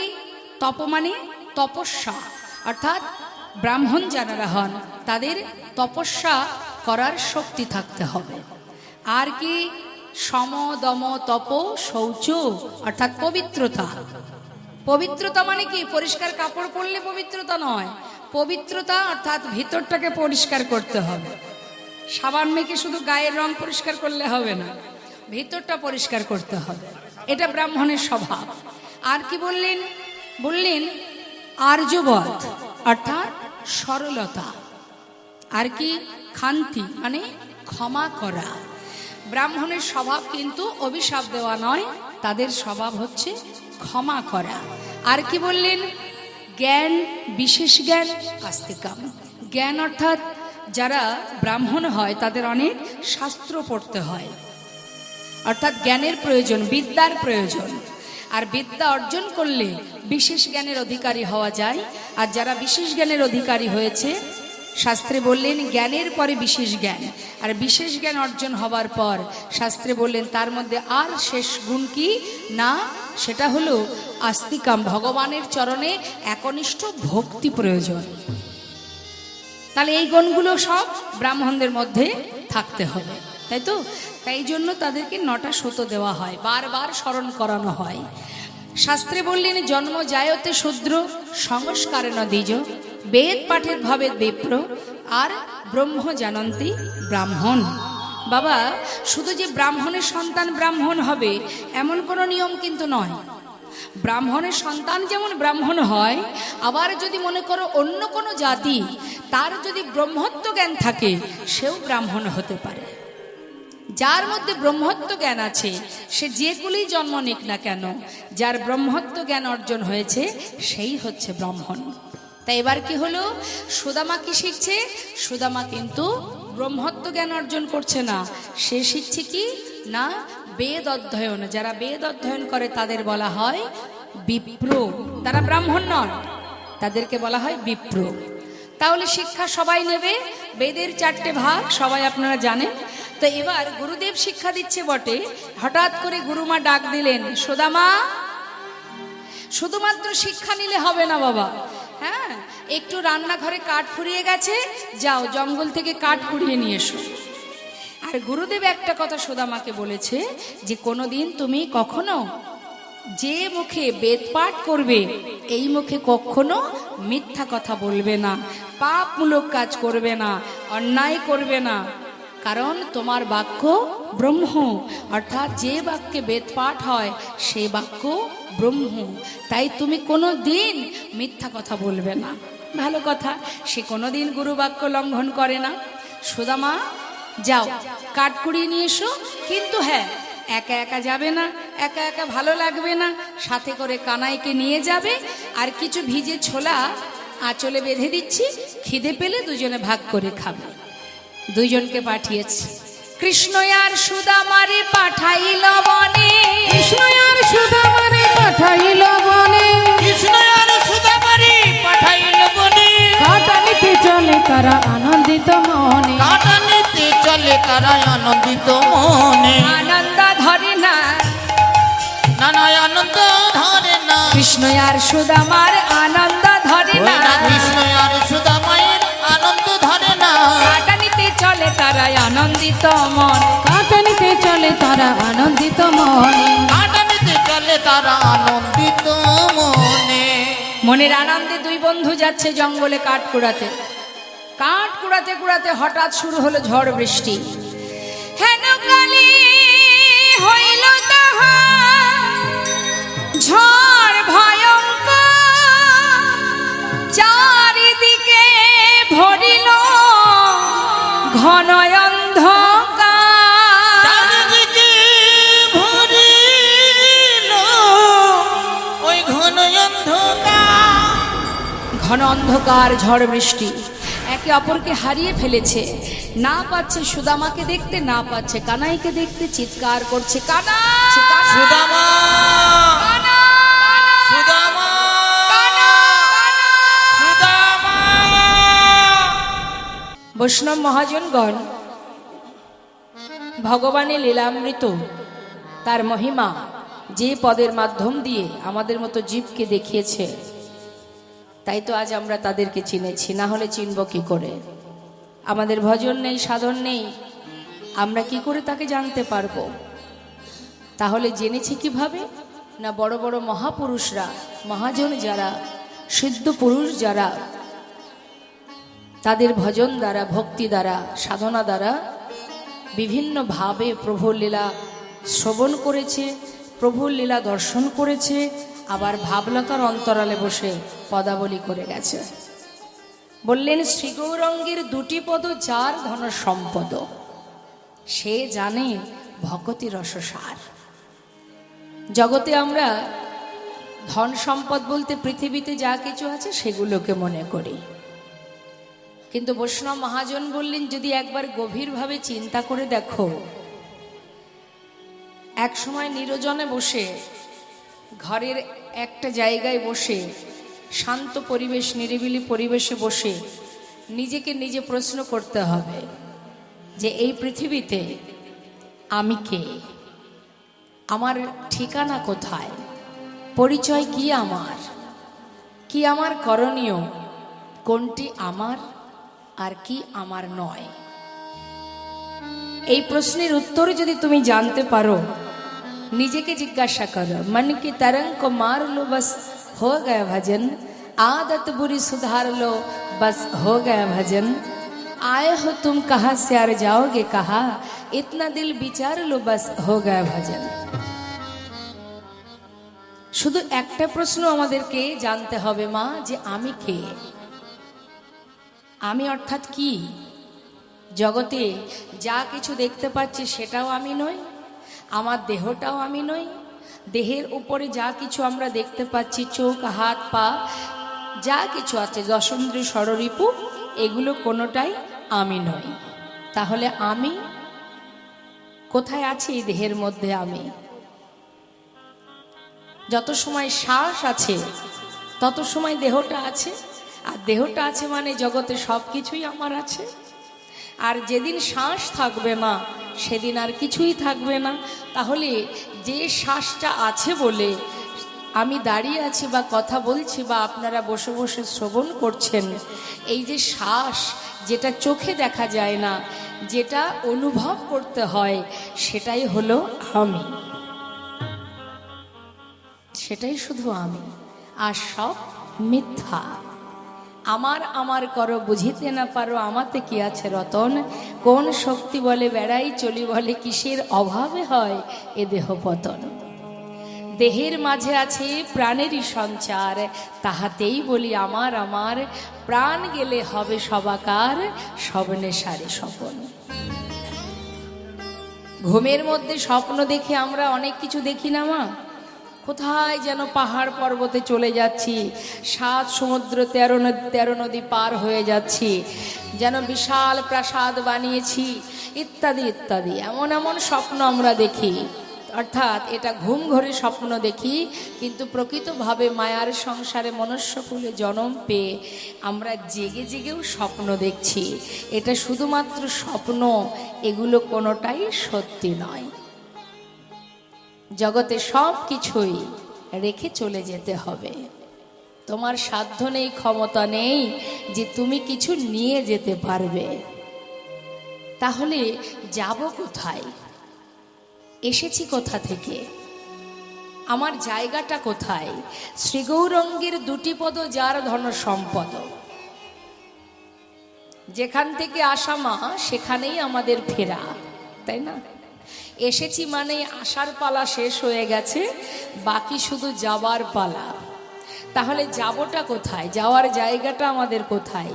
সেই জন্যই ভাগবত কথা, লীলা কথা, সেই পরমেশ্বর ভগবান পরমার্থিব সেই অমৃত কথা আস্বাদন করতে হয়। নিজেকে জানতে হবে, নিজেকে জানো। শাস্ত্রে বললেন, কাতব কান্তাকাস্তে পুত্র সংসারয়ব অতীব বিচিত্র, নলিনী জলগত তরলং তদ্বদ অতিশয় চপলা। কেউ কারো নয়, আপন আপন করছো যারে সে তো আপন নয়, দিন ফুরালে বুঝবে আপন যে পর হয়। তাহলে কে আপন, কে আমার, আমি কার? এই কথাটা জিজ্ঞাসা করেছিলেন ষড়গোস্বামীর মধ্যে এক গোস্বামী, যার নাম সনাতন গোস্বামী। আপনারা সবাই ষড়গোস্বামীর নাম শুনেছেন, জয়রূপ, সনাতন ভট্ট রঘুনাথ, শ্রীজীব গোপাল ভট্ট দাস রঘুনাথ। এই যে ষড়গোস্বামী, তার মধ্যে এক গোস্বামী যার নাম সনাতন গোস্বামী। এই সনাতন গোস্বামী, যিনি কিনা মা মস্ত বড় জমিদার ছিলেন। জীবনের সর্বস্ব পরিত্যাগ করে একটা কম্বল হাতে করে নিয়ে মা চিরতরে ঘর ছেড়ে পথে নেমে যান বাবা। কেন জানেন? যে জমিদার ছিলেন, যার এত ধন সম্পদ, এত সুখ, এত আনন্দ, সব কিছু ফেলে দিয়ে একটা কম্বল হাতে করে নিয়ে পথে নামলেন। কারণ কি? তার মনে একটা প্রশ্ন জেগেছিল যে আমি কার, কে আমার? সবই তো আমার, তাহলে আমি কার? সারা জীবন ধরে শুধু আমার আমার করে চলছে তো বাবা। বর্তমান হাল দেখছেন তো সমাজের। হ্যাঁ, সবই আমার, তাহলে সবই যদি আমার হবে তবে আমি কার? অর্থাৎ কে আমাকে ভালোবাসে? সমাজ তো ভালোবাসে তোমার শ্রম, তোমার অর্থ। তোমাকে কে ভালোবাসে সেটা খুঁজতে হবে, যে আমাকে কে ভালোবাসে। এই জগৎ মাঝারি সংসার জীবনে সন্তান বলুন, আত্মীয় স্বজন বলুন, পরিবার বলুন, আপনার যত সময় ক্ষমতা থাকবে তত সময় আপনার ভালোবাসা থাকবে, কাজে লাগবে। যেদিন আপনার ক্ষমতা ফুরিয়ে যাবে সেদিন আপনি আর কারোর কাজেও লাগবেন না। সেদিন আপনি চলে গেলেও দুদিন পরে কেউ মনে রাখবে না। তাহলে প্রকৃতভাবে কে সর্বদাই আমার কাছে আছে? সুখে দুঃখে ভালো মন্দে কে আছে যে সর্বক্ষণ আমাকে দেখছে? শুধু মায়ার আবরণ চোখে আছে বলে তাকে আমরা দেখতে পাচ্ছি না। বিশ্বকবি রবীন্দ্রনাথ ঠাকুর তার ভজন দ্বারা, গানের মাধ্যম দিয়ে জগৎজীবকে বুঝিয়েছেন, আমার হিয়ার মাঝে লুকিয়েছিলে, দেখতে আমি পাইনি তোমায়, দেখতে আমি পাইনি। আমার হিয়ার মাঝে লুকিয়েছিলে, দেখতে আমি পাইনি তোমায়, দেখতে আমি পাইনি। ওই বাহির পানে চোখ মেলেছি, বাহির পানে আমার হৃদয় পানে চাই। আমার হিয়ার মাঝে লুকিয়েছিলে, দেখতে আমি পাইনি তোমায়, দেখতে আমি পাইনি।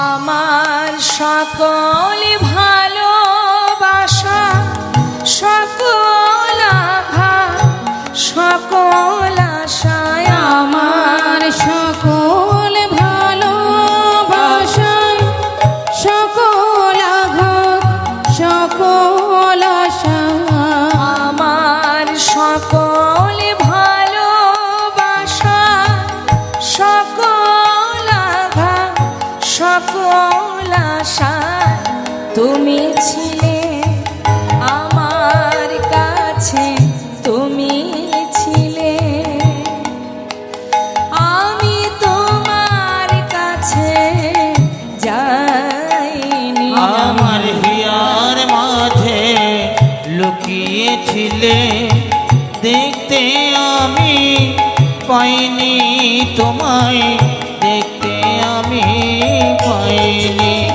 আমার হিয়ার মাঝে লুকিয়েছিলে, দেখতে আমি পাইনি তোমায়, দেখতে আমি পাইনি। সময় গেলে পাওয়া যায় না মা।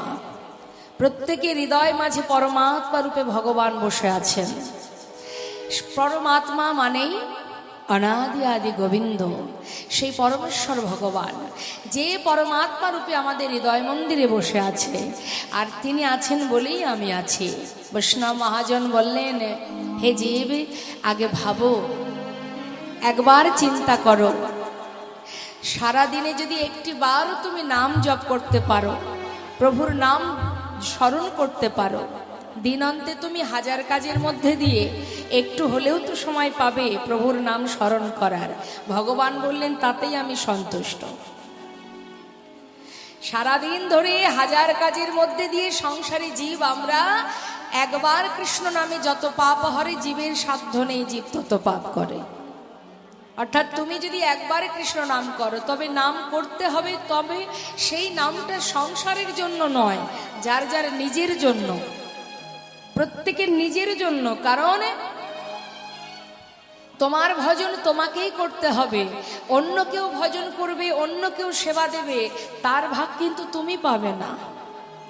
একটা বাড়িতে নিয়ম থাকে, কিছু কিছু বাড়িতে নিয়ম থাকে, বাড়ির যারা মহিলা তারাই সেবা দেবে ভগবানের, পুরুষরা দেবে না। কিন্তু মাথায় রাখবেন মা, যার ভজন তার, অর্থাৎ তুমি যতটুকু করবে এটুকু তোমারই থাকবে, এর ভাগ কিন্তু কেউ পাবে না। তাহলে প্রত্যেকের কাছে ভগবানের ভজন, ভগবানের সেবা প্রত্যেকের অধিকার। তাই তুমি ভেবো না যে তোমার ঘরের স্ত্রী সেবা দিচ্ছে তাতে তোমার পুণ্য হবে, কখনো হতে পারে না। পরীক্ষা দেবে তুমি, রেজাল্ট তো বেরোবে তোমার, পাস নাম্বারটা তুমি পাবে, অন্য কেউ পাবে না। তাহলে বৈষ্ণব মহাজন বললেন, আগে ভাবো, যে মহাজন লিখেছেন পদটা, তার নিবাস কোথায় জানেন মা? বাংলাদেশে। তিনি সর্বপ্রথমে কীর্তন করেছিলেন। কবে করেছিলেন না? দোল পূর্ণিমা রাত্রে ঠাকুর নরোত্তম দাস তিনি সর্বপ্রথমে কীর্তন করেন। এবং বাংলাদেশে খেতুরি ধাম বলে একটি জায়গা আছে, যেটা বাংলাদেশে পদ্মা নদীর ধারে। দোল পূর্ণিমা রাত অর্থাৎ মহাপ্রভুর যেদিন আবির্ভাব হয় আমাদের ঘোর কলিযুগে, সেই দিনই মহাপ্রভু এই কীর্তন করেছিলেন ঠাকুর নরোত্তম দাস। সেই পদই আমরা শ্রবণ করছি। তা কি বলছে? শ্রীগৌরঙ্গের দুটি পদ, যার ধন সম্পদ, সে জানে ভকতি রসসার। আর কি বললেন? জীব যদি হরিনাম শ্রবণ করে তাতেও তাদের উপকার, যদি হরিনাম গায় তাতেও তাদের উপকার, অবহেলাতেও যদি হরিনাম করে তাতেও উপকার। কি বলছেন? হেলায় বা শ্রদ্ধায় যে বা নাম লয়, ক্রমে ক্রমে কৃষ্ণ ভক্তির হয় উপচয়। তুমি অবহেলা করেও হরিনাম করো, তাতেও দুঃখ নেই, তাতেও ভগবান সন্তুষ্ট। তুমি কাউকে গালি দিতেও যদি হরিনাম করো, ভগবান তাতেও সন্তুষ্ট। কৃষ্ণ গালি দিতে কেউ যদি করে কৃষ্ণ নাম উচ্চারণ, সেই নাম হয় তার মুক্তিরও কারণ। অর্থাৎ তুমি কাউকে ব্যঙ্গ করছো, তিরস্কার করছো, ঠাট্টা করছো, হরে কৃষ্ণ, সাধুদের দেখলে অনেকে ব্যঙ্গ করে না মা, ঠাট্টা করে না, তা ভগবান তাতেও সন্তুষ্ট হন যে ভক্ত যদি ইচ্ছাই হোক অনিচ্ছাই হোক কাউকে ব্যঙ্গ করতেও মুখে যদি হরি বল বলে, তাতেও আমি খুশি। হরি বল হরি বল। তার প্রমাণ বাবা শ্রীধাম নবদ্বীপের মাঝে জগাই মাধায় সারাদিন যারা সুরা পান করে, মদ্য পান করে পথে ঘাটে পড়ে থাকতো, নিতাই চাঁদ দুটি বাহু তুলে বলেছিলেন, তোরা একবার হরি বল বল। আর বলা মাত্রই মদের ভাণ্ড ভেঙে একটা ওই মাটির ছোট্ট একটি টুকরো, ওই মদের ভাণ্ডের টুকরো নিতাই চাঁদের কপালে ছুঁড়ে মারলেন। কপাল থেকে রুধির ঝরছে, তথাপিও নিতাই চাঁদ বললেন, ওরে মেরেছিস কলসির কানা, তাই বলে কি নাম দেব না? একবার হরি বল বল, নিতাই গৌর হরি বল, যেভাবেই বলো তাতেই আমি খুশি। বললেন, নাম শুনলে কি হবে? কেউ যদি নাম শোনে, মনে প্রাণে শ্রবণ করে, তাহলে তার কি উপকার? কি বলছে পদাবলিতে? শ্রী গৌরাঙ্গের মধুর লীলা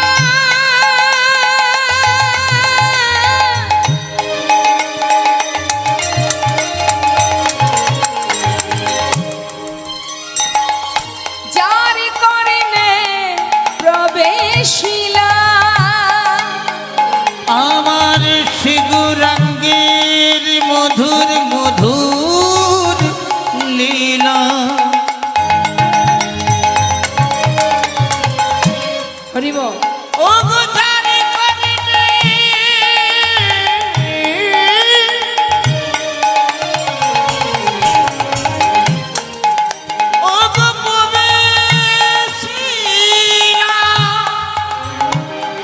কানের ভিতরে যদি কৃষ্ণ নাম হরি নাম প্রবেশ করে তাতে কি হবে? হৃদয় নির্মল ভেলতা, হৃদয় নির্মল ভেলতা, হৃদয় নির্মল ভেলতা, হৃদয় নির্মল ভেলতা। অজ্ঞান ধারে যায় গো দূরে, ওই অজ্ঞান ধারে যায় গো দূরে, যে জন হরি নাম শ্রবণ করে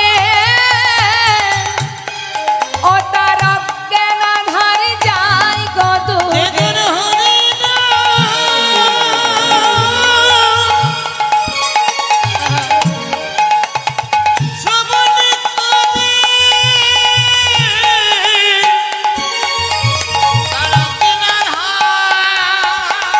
হরি বল।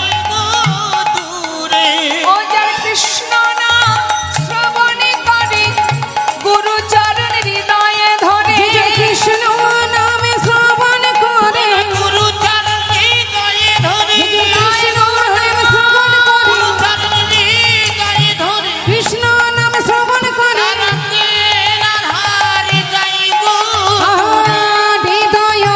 হৃদয় নির্মল ভেলতা,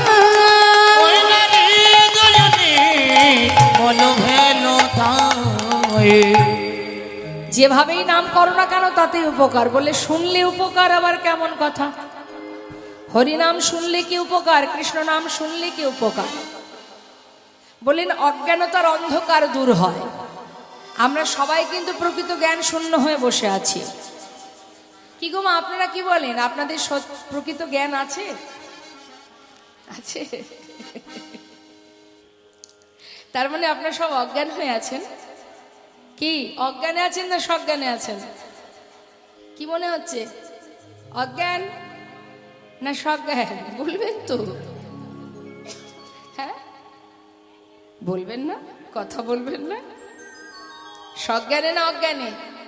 অজ্ঞানে। সজ্ঞানে? বেশ, তাহলে একটা প্রশ্ন করি। আচ্ছা বলুন দেখি, আপনার বাড়ি কোথায়? সহজ প্রশ্ন করেছি, ভেবে বলার কিছু নেই। বীরপুর, বিপ্রপুর, তাহলে আপনার বাড়ি বিপ্রপুর। বেশ, তার আগে কোথায় ছিলেন? আচ্ছা, ও এক জায়গাতেই, এখানেই সব। আচ্ছা বেশ, ভালো কথা। তার আগে কোথায় ছিলেন? ভগবানের চরণে ছিলেন। খুব সুন্দর। আচ্ছা, যখন মারা যাবেন তখন কি এখানে থাকবেন? এই বিপ্রপুরে থাকবেন? থাকবেন না? তাহলে এটা আপনার বাড়ি হয় কি করে বলুন এবার? এটা আপনার বাড়ি হবে কি করে? আপনি এখানে ছিলেনও না, ভগবানের চরণে ছিলেন, আবার এখানে মৃত্যুর পর থাকবেন না, তাহলে এটা আপনার ঠিকানা হয় কি করে? ঠিকানা কি না? তাহলে এটা আমরা কার্যসূত্রে এখানে এসেছি। যদি বলেন কি কাজ? আপনার সন্তান যদি বিদেশে চাকরিতে যায়, সে কি তার ঠিকানা ভুলে যায়? সে তো জানে আমার অমুক গ্রামে, অমুক জেলায়, অমুক জায়গায় আমার বাড়ি, তাই তো? ঠিক তদ্রূপ আমাদের এটা ঠিকানা নয়, এটা আমাদের চাকরি সূত্রে আসা। কি চাকরি আমাদের? কি চাকরি করব বলে এসেছিলাম? সংসার করব বলেছিলাম, ভগবানকে বলেছিলাম হে ভগবান 84 লক্ষ জনী ভ্রমণ করেছি, আর এই জন্ম চাই না, কীট পতঙ্গ পশু পাখি এগুলো হতে চাই না, তুমি কৃপা করে আমাকে মানব কুলে জন্ম দাও, ভবে গিয়ে যেন সুন্দর করে সংসার করতে পারি। বলেছিলাম? বলিনি। কি বলেছিলাম? ভবে গিয়ে যেন মানব কুলে জন্ম পেয়ে বলার শক্তি দেবে, সেবা দেওয়ার হাত দেবে, তোমায় সেবা দেব, তোমার নাম করব, কথা দিলাম, প্রতিজ্ঞা করলাম। তাই তো কৃপা করে প্রভু দিলেন সুন্দর দেহটা। তাহলে মানব দেহটা যে দিয়েছেন ভগবান, কোথায় দিয়েছে? এই পৃথিবীতে। অর্থাৎ আমরা আছি কোথায় মা? পৃথিবীতে। এই পৃথিবীটা ছোট্ট একটা জায়গা, তার উপরে অনেক জায়গা, নিচেও অনেক জায়গা। অনেকগুলো কথায় আছে না, আপনারা নিশ্চয়ই শুনেছেন, 14 ভুবন বলে না কি মা? স্বর্গমর্ত পাতাল ত্রিভুবন নয়, ভুবন কিন্তু 14টা। তাহলে 14 ভুবনের ঠিক মিডিলে আমরা আছি। নিচে 7টা, উপরে 7টা, তার উপরে আরো আছে। নিচে আছে কি? আমরা ঠিক মাঝখানে আছি। অর্থাৎ ভগবান বিষ্ণু, যার মাথায় আছে অনন্ত নাগ, শেষ নাগ, দেখেছেন আপনারা? ওই শেষ নাগের মাথায় এই 14 ভুবন আছে। গভীরভাবে বুঝবেন মা। আর এই 14 ভুবনের ঠিক মাঝখানে আছে পৃথিবী, যেখানে আমরা রয়েছি। তাহলে শেষ নাগের মাথায় রয়েছে 14 ভুবন, মাঝখানে আছি। অর্থাৎ নাভি কমল থেকে একটা পদ্ম ফুলের সৃষ্টি হয়, যে পদ্ম ফুলের উপরে আছে চতুর্মুখ ব্রহ্মা। আর সেই যে পদ্ম ফুলটা, পদ্ম ফুলের যে কাণ্ডটা, ওই কাণ্ডের মধ্যেই 14টা ভুবন। আর এই 14টা ভুবন আছে কোথায়? শেষ নাগের মাথায়।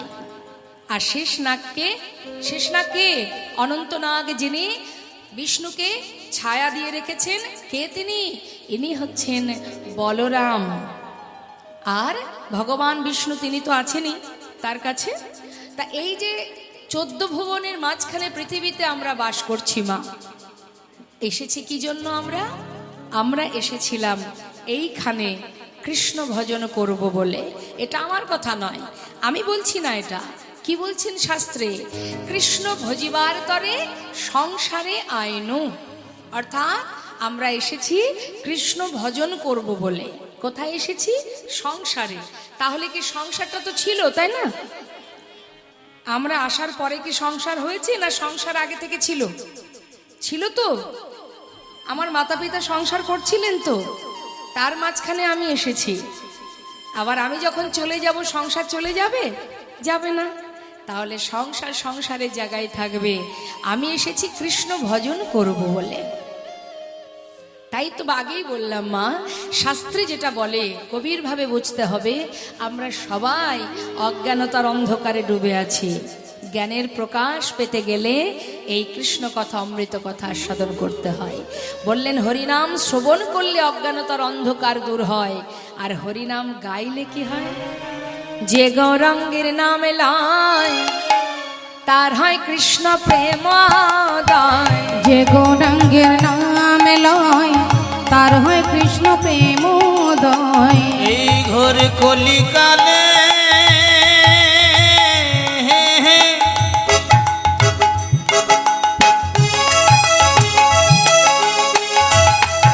যে আমার গৌরাঙ্গের নাম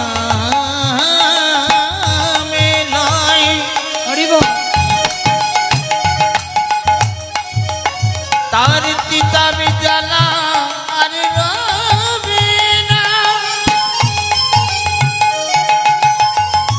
এই মধুর কৃষ্ণ নামে আর হরি নামে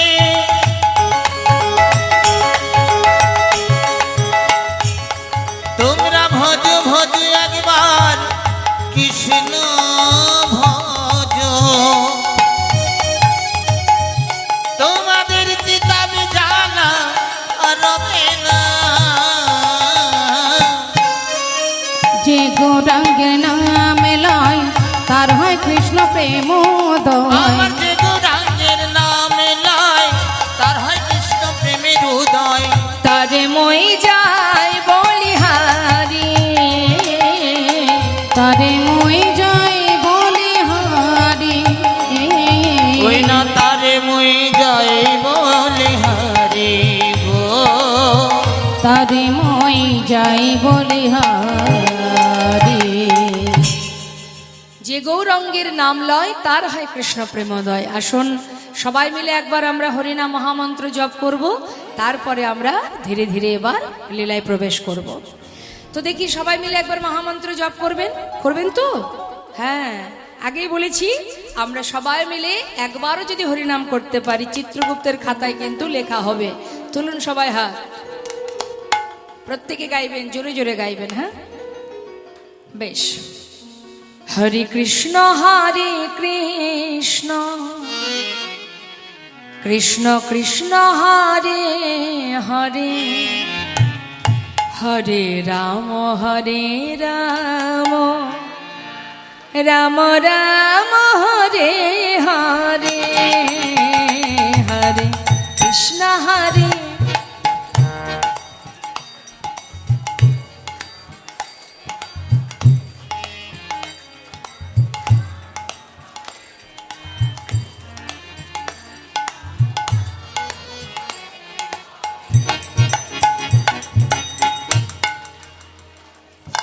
আচ্ছা, গলা ছেড়ে হরিনাম করতে গেলে কি কি দিতে হবে? ঠান্ডা লাগবে না গরম লাগবে? মৃদুমন্দ ঠান্ডা বাতাস, এত সুন্দর মনোরম ওয়েদার, তাতেও কি হরিনাম করতে এত অলসতা কেন? হ্যাঁ, গলা ছেড়ে হরিনাম করবেন। কেমন দেখি কার কণ্ঠে কত জোর আছে? তুলুন সবাই হাত, প্রত্যেকে তুলবেন, হাতে তালি দেবেন এমন ভাবে আপনাদের হাতের তালে আমি হরিনাম করব। কেমন? তুলুন হাত, তুলুন হাত, তুলুন দেখি কার কার হাত আছে দেখি। হরে কৃষ্ণ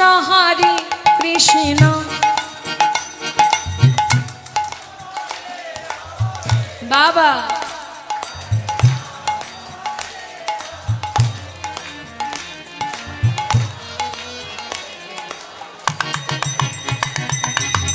হরে কৃষ্ণ কৃষ্ণ কৃষ্ণ হরে হরে, হরে রাম রাম রাম হরে হরে, হরে কৃষ্ণ।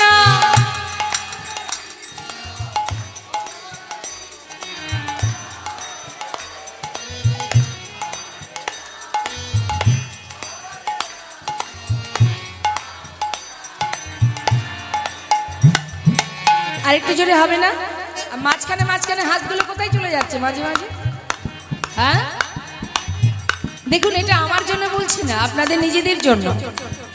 ঠিক আছে, আমাকে ফাঁকি দিয়ে কি হবে? আমি তো আপনাদেরই মতো সাধারণ মানুষ, একটা জীব মাত্র।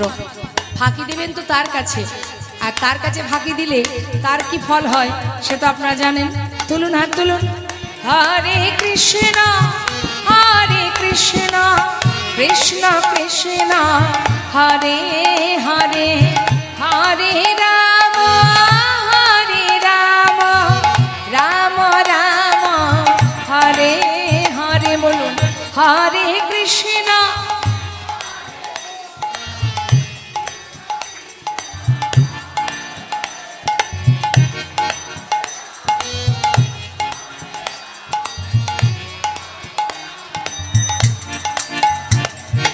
हरे कृष्णा कृष्ण कृष्ण हरे हरे, हरे राम राम राम हरे हरे। हरे कृष्ण कृष्ण कृष्ण हरे हरे, हरे राम राम राम हरे हरे। हरे कृष्ण कृष्ण कृष्ण हरे हरे, हरे राम राम राम हरे हरे। हरे कृष्ण कृष्ण कृष्ण हरे हरे, हरे राम राम राम हरे हरे। हरे कृष्ण कृष्ण कृष्ण हरे हरे, हरे राम राम राम हरे हरे। हरे कृष्ण कृष्ण कृष्ण हरे हरे, हरे राम राम राम हरे हरे। খুব সুন্দর হয়েছে। এবার আমরা মহাজনের চরণে প্রণাম জানিয়ে লীলায় চলে যাব। সবাই মিলে একসঙ্গে আমরা গাইব। শ্রী গৌরাঙ্গের ভক্তগণে নিত্য সিদ্ধ করি মনে, শ্রী গৌরাঙ্গের ভক্তগণে নিত্য সিদ্ধ করি মনে। সে যায় ব্রজেন্দ্র সুত পাশে রে, সে যায় ব্রজেন্দ্র সুত পাশে রে। সে যাই ব্রজেন্দ্র সুত পাশে রে, সে যাই ব্রজেন্দ্র সুত পাশে রে, সে যাই ব্রজেন্দ্র সুত পা।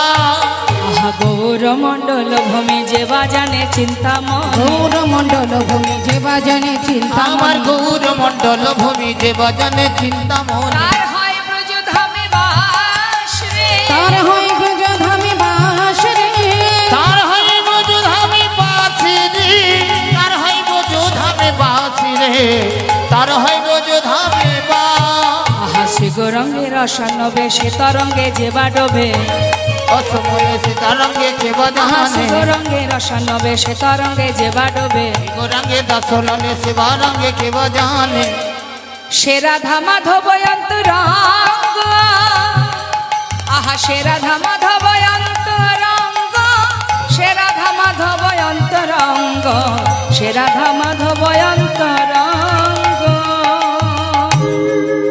গৃহেতে বনেতে থাকো হাগরঙ্গ বলে তোমরা ডাকো গৃহেতে বনেতে থাকো হাগরঙ্গ বলে রাখো গৃহেতে বনেতে থাকো হাগরঙ্গ বলে তোমরা ডাকো গৃহেতে বনেতে থাকো হাগরঙ্গ বলে ডাকো নরতম মাগে তার সঙ্গ নরতমে মাগে তারি সঙ্গ নরতমে মাগে তারি সঙ্গ নরতম মাগে তারি সঙ্গ নরতম মাগে তার সঙ্গ ঠাকুর নরোত্তম দাসের পদাবলী দিয়ে গৌরী চন্দ্রিকাকে বিশ্রাম রেখে চলে যাব লীলা কথায়। চলুন আমাদের আস্বাদনের বিষয় যেহেতু বৃন্দাবন লীলা, চলে যাব আমরা বৃন্দাবনে একটি ভজন গাইতে গাইতে সবাই মিলে।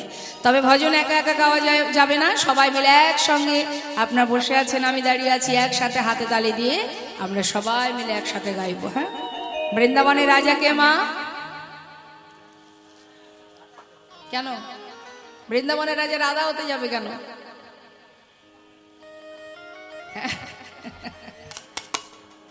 কে রাজা? বলোই না, বলো বলো বলো। রাধা রাধা।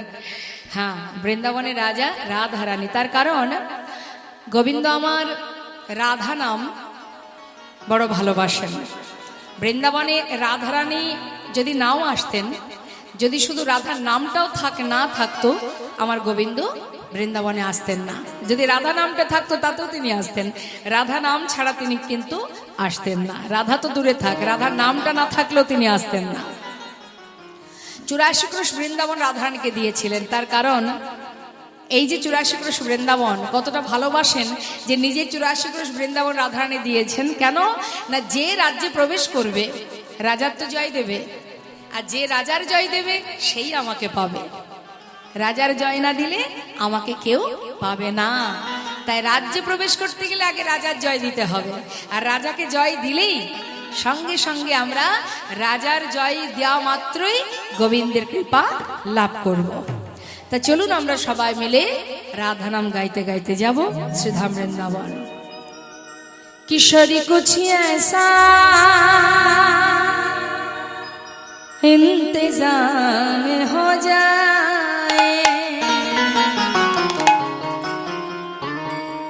किशोरी कुछ ऐसा इंतजाम हो जाए, किशोरी कुछ ऐसा इंतजाम हो जाए, इंतजाम हो जाए, इंतजाम हो जाए, इंतजाम हो जाए, इंतजाम हो जाए, किशोरी कुछ ऐसा इंतजाम हो हो जाए, किशोरी कुछ ऐसा इंतजाम हो जाए।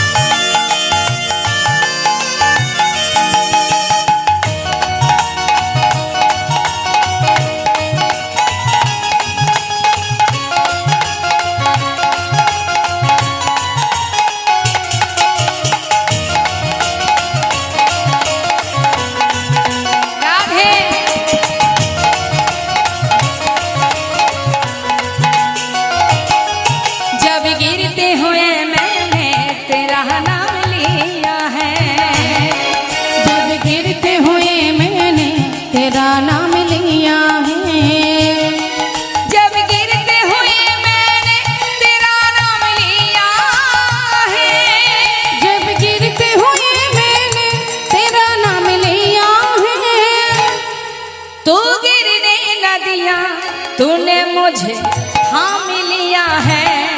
तू गिरने न दिया, तूने मुझे थाम लिया है।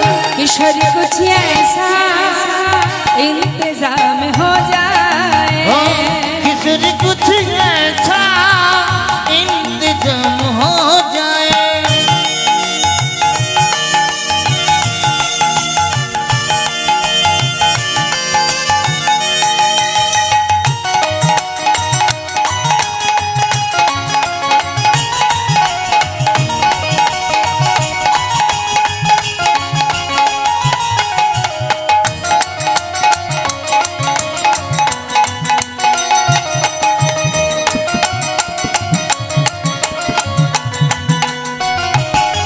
बोलो जय राधे जय राधे राधे जय राधे, आहा जय राधे बोलুন,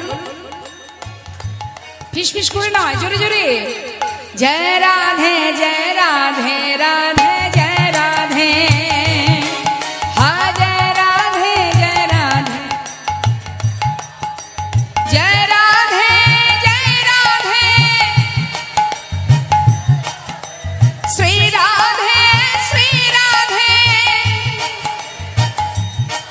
হা জয় রাধে জয় রাধে। জয় রাধে জয় রাধে রাধে জয় রাধে, जय राधे जय राधे राधे जय राधे। किशोर कुछ ऐसा इंतजाम हो जाए, किसी कुछ ऐसा इंतजाम हो जाए।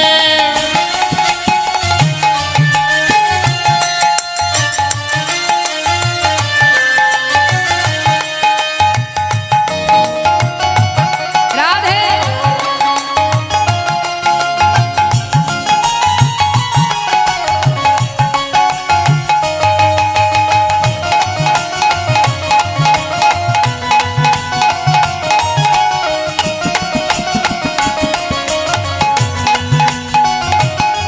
तुम अपने भक्तों पे कृपा करती हो श्री राधे, उनमें अपने चरण में जगह देती हो श्री राधे।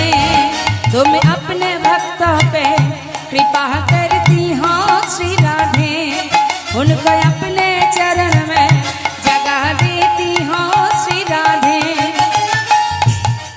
तुम अपने भक्तों पे कृपा करती हो श्री राधे, उनको अपने चरण में जगह देती हो श्री राधे। तुम्हारे चरण में मेरा मकाम हो जाए, तुम्हारे चरण में मेरा मकाम हो जाए।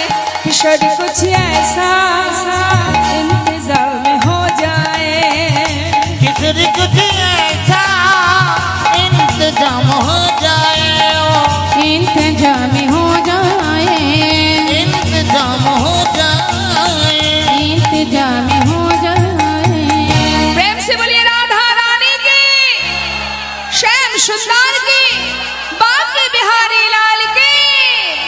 राधे राधे। এই কথাটা ঠিক বললি না, আমি বৃন্দাবনের ননিচোরা। তোরা জানিস সমস্ত ব্রজমাইরা আমার জন্য দরজার গোড়ায় বসে থাকে, আমি গেলে কোলে বসিয়ে ননি খাওয়িয়ে দেয়। চুরি তো করি আমি তোদের জন্য। তুই করিস, খাই আমরা। হ্যাঁ, কিন্তু আজকের খেলায় তুই চোর। আমরা কিন্তু চোর নয়, চুরি তুই করিস তাই আমরা নবনী খাই। আজকের খেলাতে তুই হেরে গেছিস, তুই চোর। যাদের জন্য করি চুরি তারাই বলে চোর চোর। ওদের জন্যই তো চুরি করি, না হলে আমার জন্য তো সমস্ত ব্রজমাইরা বসে থাকে। তাহলে আজ আমি চোর, আজকের খেলায় আমি চোর। তাহলে নে, একে একে কাঁধে উঠবি ভাই। আমি আগে উঠবো, এখানে আমি আগে পাতা তুলে নিয়ে এসছি, আমি আগে উঠবো। তোকে সবার শেষে নেব। আয় একে একে কাঁধে ওঠ। সবার আগে কাকে নিলেন মা? সবার আগে নিলেন কৃষ্ণ সুদামাকে। বন্ধু আয় তুই এসে আমার কাঁধে ওঠ। এক কাঁধে বসেছে মা, সামনে একটা চরণ, পিছনে একটা চরণ। এক পাশে বসেছে তো, আবার চুলগুলো ভালো করে ধরে রেখেছে, কারণ যখন কানাই ছুটবে যদি পড়ে যায়, হ্যাঁ, তা ভালো করে মুঠো করে ধরেছে। মহাজন লীলার পাশে দাঁড়িয়ে বলছে, ওরে নিশ্চিন্তে বসে থাকো, তুমি জানো না তুমি কার কাঁধে উঠে বসে আছো। রাখে হরি মারে কে, আর মারে হরি রাখে কে। এই জগতে কেউ যদি ভগবানকে ধরে, তার পড়ে গেলেও পড়ার ভয় থাকে, কিন্তু ভগবান যদি কাউকে ধরে, তার কি আর পড়ার ভয় থাকে? হ্যাঁ, সে যদি কাউকে ধরে তার কি আর পড়ার ভয় থাকে?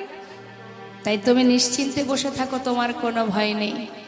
এক কাঁধে বসেছে, কিন্তু গোবিন্দের মনে ইচ্ছা, সুদামা তোর তো যুগল চরণ সেবা দেব আমি, একটা চরণ পিছনে কি করে নিয়ে আসবো সামনে।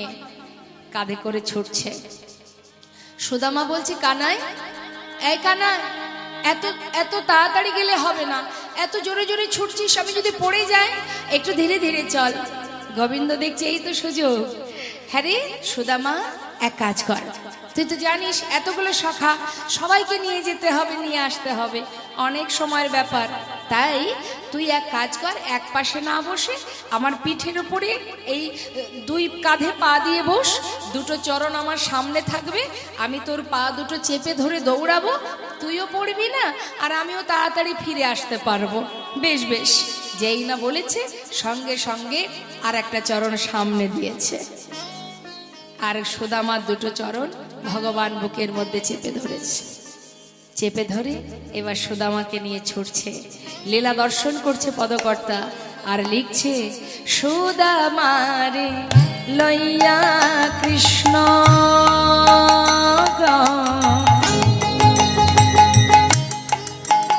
আজ করিল গমন,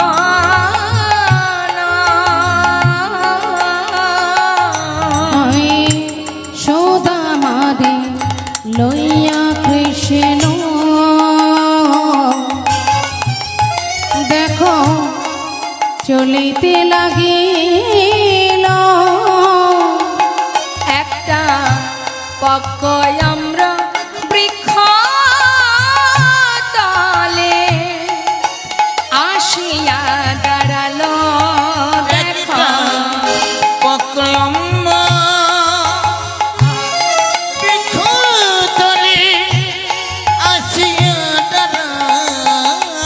আজি মন্দ মন্দ সেবা আজি মন্দ মন্দ সেবা করে, ভক্তের যুগল চরণ,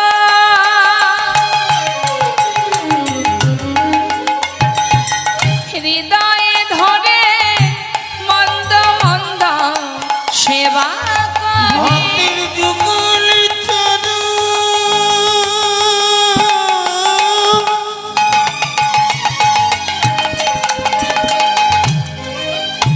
প্রভুর হৃদয়ে ধরে মন্দ মন্দ সেবা করে, একটা পক্কয়ম্ব বৃক্ষ তলে আসিয়া দাঁড়ালো, পক্কয়ম্ব বৃক্ষ তলে আসিয়া দাঁড়ালো।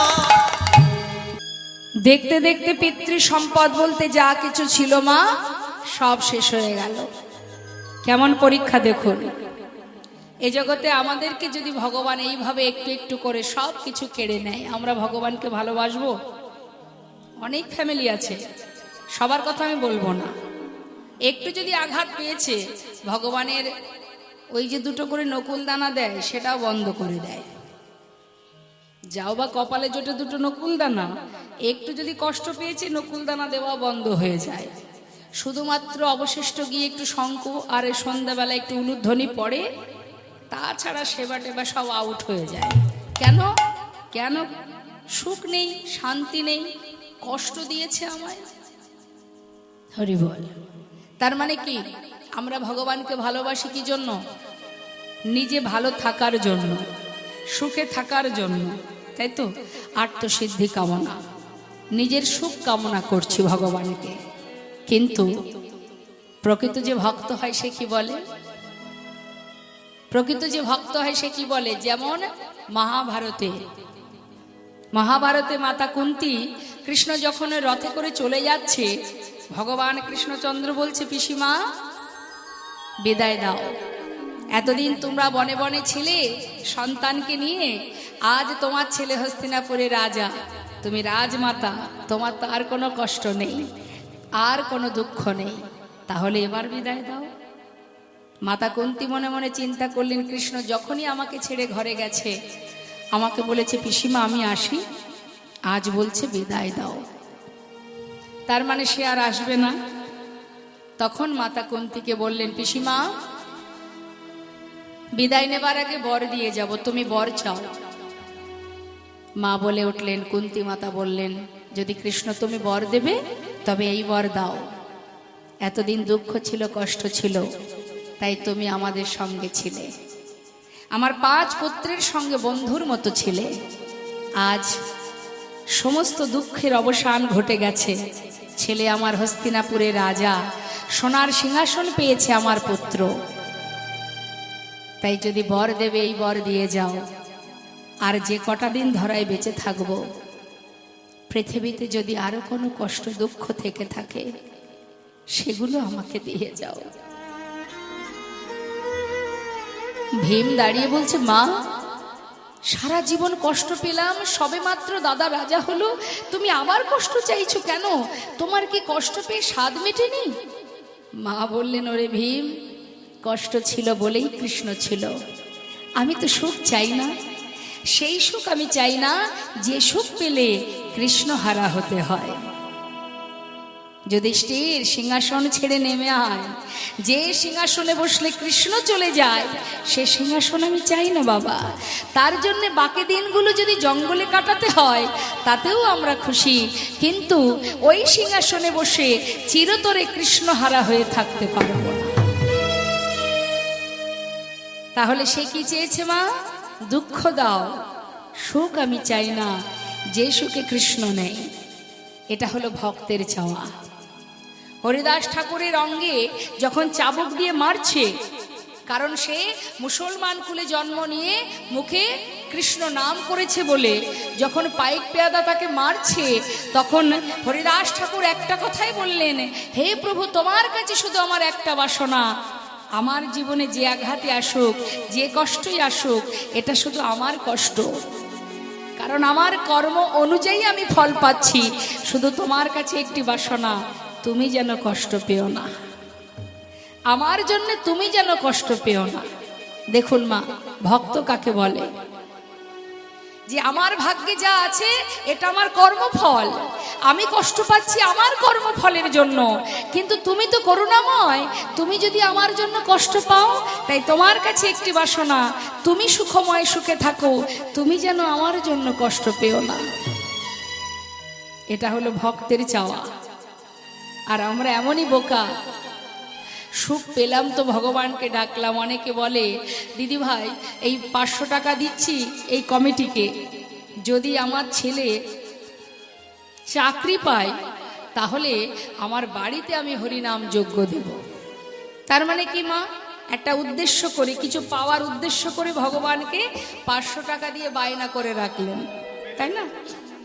যদি ছেলে চাকরি পায় তবে বাড়িতে হরিনাম যজ্ঞ হবে, চাকরি না পেলে হবে না, তাই না? তার মানে ভাবতে পারছেন, আমরা আত্মসুখ কামনা করি, নিজে ভালো থাকবো, নিজে সুখে থাকবো। এটা প্রকৃত ভক্তের ভক্তি নয়, এটা ভক্তের ভক্তি নয়। সরস্বতী ঠাকুরকে বাড়িতে নিয়ে এসে পুজো দেয়, কেন দেয়? দেখবেন বাড়িতে, যাদের বাড়িতে বাচ্চা কাচ্চারা লেখাপড়া করে সেই বাড়িতে সরস্বতী মায়ের পূজা হয়, তাই না? যাতে ছেলে মেয়ে বিদ্যা বুদ্ধিতে মায়ের আশীর্বাদ পায়, আর সেই সাথে মেয়ে আমার ভবিষ্যতে চাকরি বাকরি করতে পারে, সুখে থাকতে পারে। বিশ্বকর্মার পূজা কারা দেয়? যাদের বাড়ি কলকারখানা আছে, গাড়ি ঘোড়া আছে, অর্থাৎ উদ্দেশ্য সফল। কিন্তু ভক্তের এটা চাওয়া হয় না, ভক্ত এটা চায় না মা। আহা, কত ভক্তের কথা বলবো, আমার আপনার কথা বাদ দিলাম। কত মুসলমান ভক্তের কথা বলবো আপনাদেরকে। আপনার যদি মায়াপুরে যান, মায়াপুর থেকে একটুখানি এগিয়ে যাবেন, যেখানে চাঁদ কাজীর সমাধি আছে। চাঁদ কাজীর সমাধিতে একটা কাঠচাপা বৃক্ষ আছে, যেখান থেকে প্রতিদিন ওই চাপা ফুল পড়ে ওই সমাধিতে। এটা করেছিলেন কে? মহাপ্রভু এই চাঁদ কাজী সাহেবের সমাধিতে এই বৃক্ষরোপণ করে গিয়েছিলেন। চাঁদ কাজী এতটাই ভালোবাসতেন। চাঁদ কাজীর এত সুন্দর ভজন আছে মা, চাঁদ কাজী এত সুন্দর একটা গান বেঁধেছেন, আমি ছোট করে একটু গাইছি, 2 লাইন গাইবো, শোনো। সম্রাট আকবর, নাসির মাহমুদ, আব্দুল করিম, তোমরা কুঞ্জ সাজাও গো, কার লেখা? একজন মুসলমান ভক্ত। খেলো তোরাম সুন্দর শ্যাম মোহন মূরতি মধুর ধাম, কার লেখা? নাসির মাহমুদ। কাজী নজরুল ইসলাম, খেলিছ এ বিশ্বলয় বিরাট শিশু আনমনে, কার লেখা? কাজী নজরুল ইসলাম। কত ভক্তের কথা বলবো। ওরে নীল যমুনার জল বল রে মোরে বল, কোথায় ঘনশ্যাম, তারই লেখা। অর্থাৎ ভগবানকে যারা ভালোবাসে, যারা প্রকৃতভাবে ভগবানকে ভালোবাসে, তাদের কোনো জাত থাকে না মা। তা দেখুন, এই চাঁদ কাজী সাহেবের দুটো লেখা, দুটো লাইন আমি গাইব, একটি সুন্দর গান। বাঁশিকে আক্ষেপ করে, মানে বাঁশির উপরে একটি সুন্দর গান লিখেছেন কাজী সাহেব। এই চাঁদ কাজী মা, মহাপ্রভু যখন হরিনাম করতেন নদিয়ার পথে পথে, তখন চাঁদ কাজী ছিলেন সেই এলাকার রাজা। হ্যাঁ, তা চাঁদ কাজীকে সমস্ত মুসলমান সমাজ চাঁদ কাজীর কাছে গিয়ে বলেছিলেন যে জগন্নাথ মিশ্রের পুত্র নিমায় ও যেন হরিনাম করতে না পারে। তাই চাঁদ কাজী সাহেব বলেছিলেন, বেশ, আমি চেষ্টা করব যাতে সে আর হরিনাম করতে না পারে। কিন্তু তিনি বড় ভালোবাসতেন নিমাইকে। অবশেষে সেই চাঁদ কাজী গলায় তুলসীর মালা নিয়ে, হাতে জপের মালা নিয়েছিলেন। তাই চাঁদ কাজী সাহেব মহাপ্রভুকে বলেছিলেন যে সম্পর্কে কি হয়? চাঁদ কাজী হচ্ছে সম্পর্কে গৌর হরির মামা, অর্থাৎ নিজের নয়, পাড়াপড়শি যে মামা হয়, সম্পর্কে মামা হয়, অর্থাৎ ভাগনা। তা বলছে, আমি তো মুসলমান কুলে জন্ম নিয়েছি, তো আমি যেহেতু হিন্দু ধর্ম গ্রহণ করেছি, আমার মৃত্যুর পর কেউ তো আমার শেষকৃত্য করবে না। তাই মহাপ্রভু বলেছিলেন, তুমি চিন্তা করো না, তোমার ক্রিয়াকর্ম আমি করব। তাই মহাপ্রভু তার সমাধি ক্রিয়া আদি কর্ম করেছিলেন। আপনার দর্শন করে আসবেন মা। সেই চাঁদ কাজী লেখা সুন্দর দুটো, একটি গানে দুটো লাইন গাইব।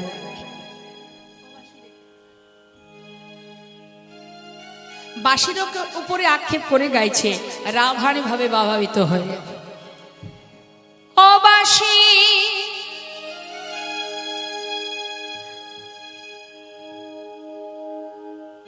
বাঁশি বাজাতে জানো না, বাঁশি রে বাজাতে জানো না, বাঁশি বাজাতে জানো না, বাঁশি রে বাজাতে জানো না। ও বাঁশি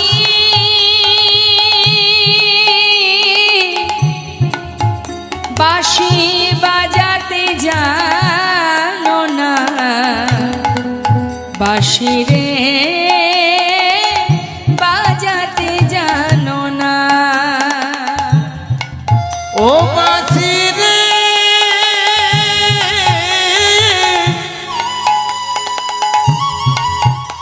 তুমি বাজাতে জানো না, বাঁশি রে বাজাতে জানো না। বলছেন রাভানি ভাবে বিভোর হয়ে, বলছে সখী কি আর বলবো, এই যে সর্বনাশা কুলনাশা বাঁশি, সে জানে না কখন বাজাতে হয়। তা কখন বাজে? আহা, আমি যখন বৈশা থাকি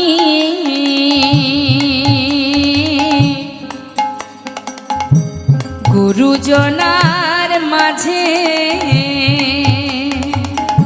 আমি যখন বৈশা থাকি